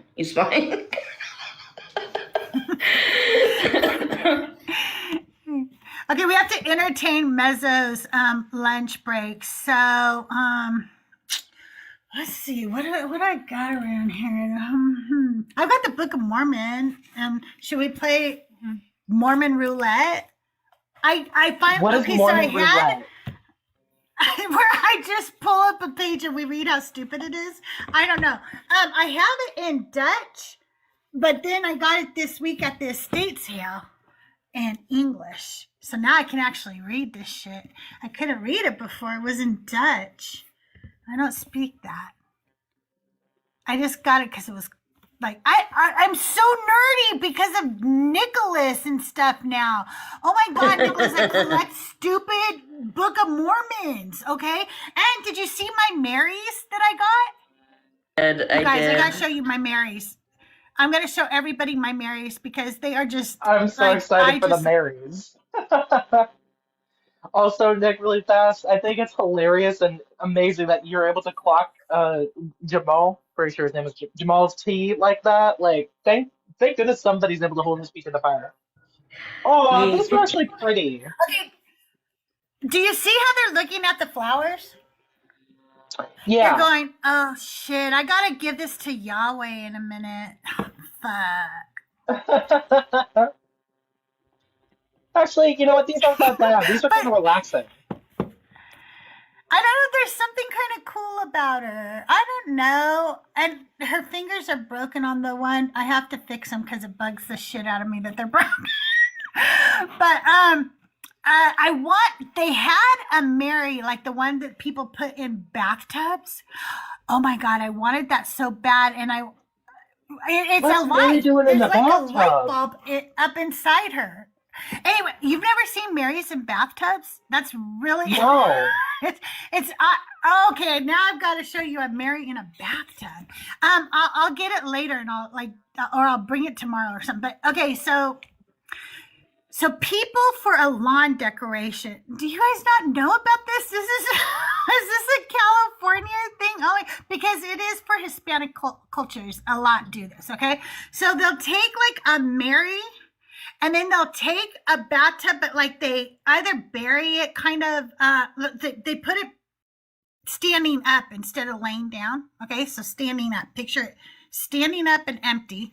And picture it cut off about a third of the way down. And so now it's just an arch, right? It's just an arch. And then they put a statue of Mary in there, and it looks like she's standing in a little archway. I don't know why they do it. That's it's weird. Something people do. I've never. I mean, I'll I'm show not it to you judging. It's sometime. just different. Yeah, I've never Gotta had. find I it. can't say I've ever had a Mary in the bathtub. I have had a Stephanie though. So Okay. Are the flowers Mary's holding, are they both roses? I can tell that one of them is roses, but is she holding a rose on the one on the left as well? Yeah. It's hard to see. Yeah. You If know, you look interestingly at enough- Mary Bath, okay, look it. All of y'all go Google on your other device right now. Look up Mary Bathtub Shrine. Okay, I'm gonna try to show you. See what I'm talking about? This is different. Yeah, I can see See? it. Huh. See what I'm That's saying? creative. Okay, so That's they clever. had one of those Marys, but without the bathtub, and I wanted that, but it was gone when I got there, or whatever, and I was like, oh, bummer. But then I went inside and I was like, this is so much better. Like, I don't know, she lights up and stuff. And Quan, I'm gonna get an LED color changing light for her, so I can change like her to blue, and I don't know. I just thought I was Mary's going to a rave. imagining they had actual statues of Mary in their bathtubs. Like that's where my brain was going. That's what I thought. I was like, who's taking a bath with mother?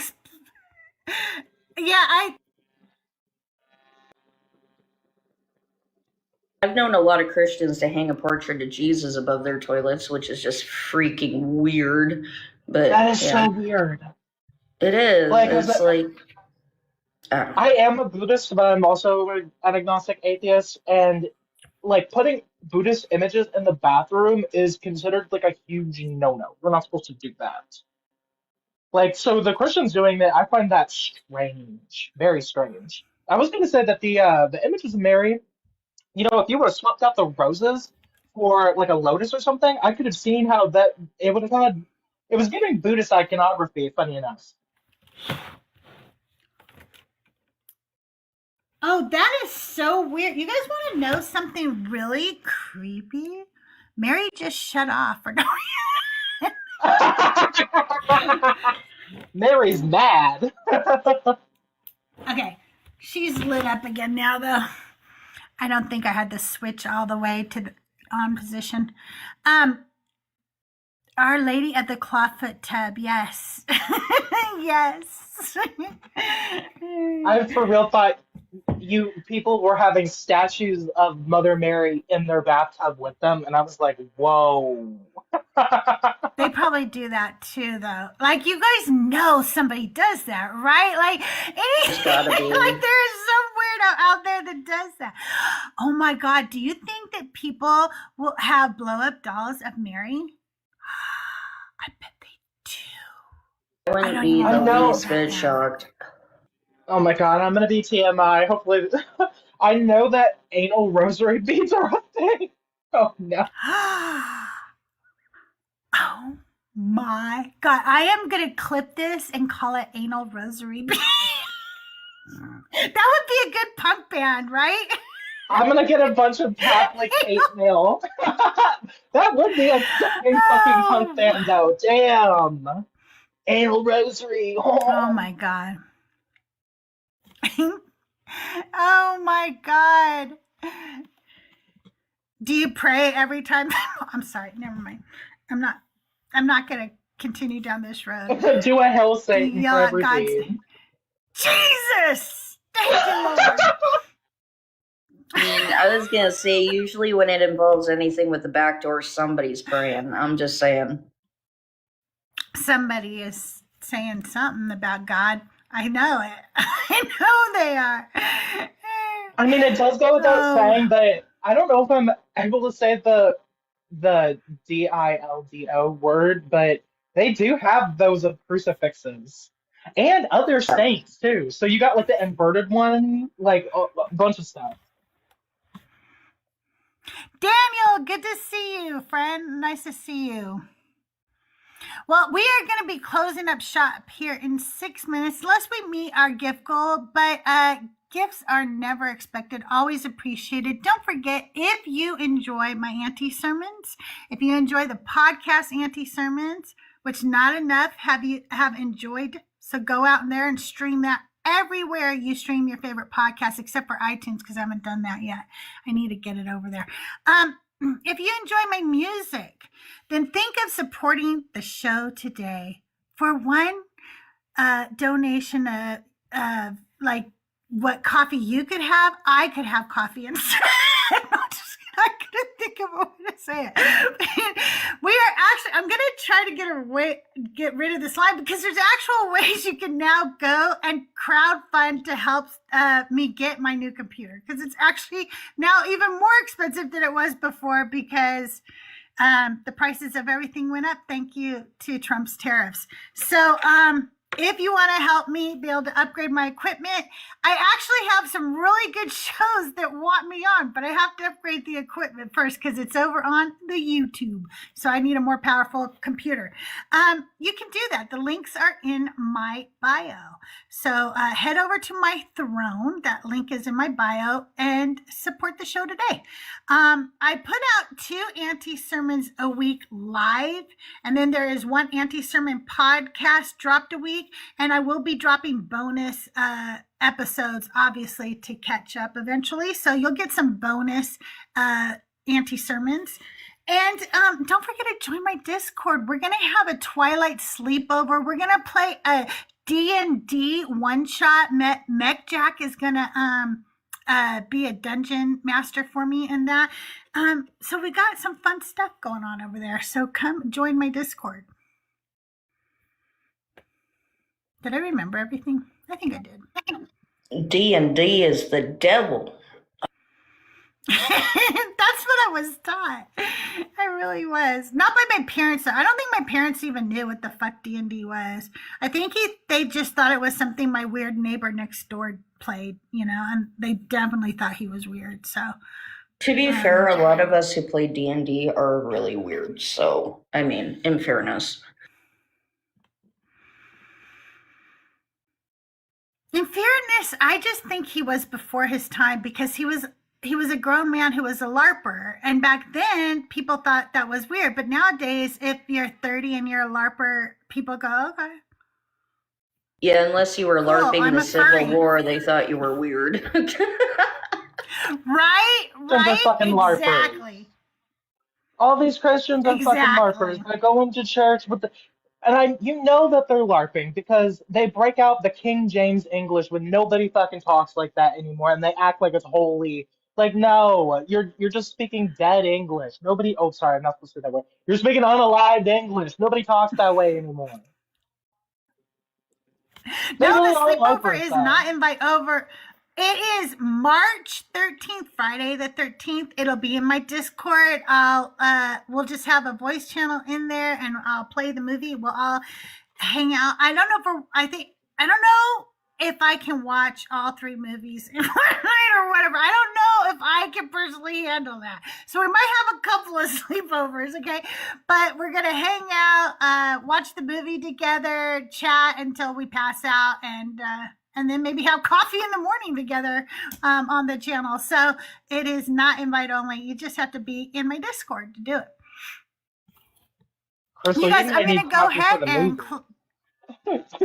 God Brownie might have you knocked out. I probably will. Oh, that's true. I might have to get like an energy drink or something. I don't drink a lot of energy drinks, but I might need one for that night. Okay, so...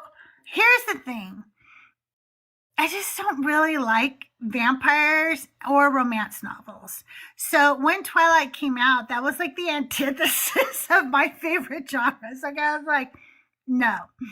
So I never read them. I never watched them. And Bree and Tahir and stuff are like, you have to. So we're doing a sleepover, and I'm going to hate watch them. The rest of you can love watch them if you want. It's just for me, not my favorite genre. Okay, least favorite genre, very least favorite genre.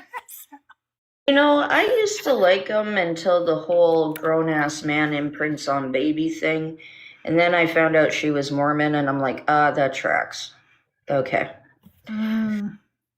She doesn't know what you're talking about. I don't like you're giving vampires. A spoiler, but you're giving a spoiler. And you can't give me spoilers, so no spoilers. No spoilers. I don't know what you're talking about, so don't go any deeper into it. I have not watched this. I don't know. All I know is that they're vampires and they sparkle, and that's about that's the last fucking shit I know, okay? So don't tell me anymore. There's such better vampire stuff out there that we could introduce you to. Her Blood and anything Anne Rice came out with are better. I'm not gonna like any of them, so there's no point in it. Except Mezzo told me when to watch. And it's out on Hulu right now. And it's like a comedy or something, kind of. So anyway, I'm gonna watch that one. I forget what it's called. I think it's like Shadows in the Dark or something. Yeah, something in the dark. Do in the dark or something like that. Mm-hmm. Yes. Yeah, that's hysterical. I am not an Anne Rice vampire person. I did not watch Interview with a Vampire. See, I've never liked it. It's just never been my thing. Didn't like. The only vampire I ever liked was the Count on Sesame Street, and that is the only one. The rest of them I find stupid. I just can't get You gotta love David. Everyone loves David. Lost Boys. I don't mind. Oh, David from Lost Boys. Okay. No. Well, I don't know the Lost Boys. I was just gonna say, I will say this until the cows come home. If you can go out into daylight, you are not a fucking vampire. That's one of their weaknesses. That's actually one of the things that makes them a vampire. It's like because if they can go out during the light, then they are almost invincible. Have you ever explained that to Blade? Because Blade doesn't follow those rules. Like, he's not really a vampire. He's half and half. He has all the strengths and none of the weaknesses. I don't consider Blade a real vampire. Also, I don't understand the romantic appeal to vampires because they are cold. Like, if one vampire is with another vampire, okay, they're already cold to the touch. Like, they're used to that. But like a human, why would you want to fuck Frosty the Snowman? That's ridiculous to me. Why do you want to lay up with some frosty, cold motherfucker that's unalive? That doesn't make any sense. You know, I'm hearing you about Blade, but all I'm hearing right now is a No True Scotsman fallacy. I'm just saying. Wait, it's so funny you say that because I put a clip up. I have a clip coming out of Mezzo coming up and telling me he doesn't like vampires too. And at the very beginning of the clip, I said, "This sounds like vampires apologetics." They were like totally vampire apologetics the other day. All right, you guys, I'm going to go ahead and end here. I love you guys. I'll be back tomorrow at 10 a.m. Pacific time. So join me tomorrow for more conversations. I might try this one tomorrow. I love when Thrail asks people if they can question their beliefs. My favorite fucking thing is that they can't. Like, they just can't. Okay? Like, that is just they should just come up and go, no, I can't. But they don't. They say they can, and then they prove they can't. But Robin, thank you for coming up. I love you. I really appreciate you. And Nicholas, thank you for coming up. I love you, and I appreciate you. And thank you for all the gifts, all the shares. Who are we? G-Spot! You guys, make sure you go check out What the Fuck Bible Stories with G-Spot and Jada. Okay, it's a podcast and it's funny as fuck. Go check that out. Who is live right now for the rating? Who can we raid? Benny is live. Everybody go raid Benny and tell him Crystal loves him. I love you guys. Have a wonderful day, and I'll see you tomorrow. See you around the mean street.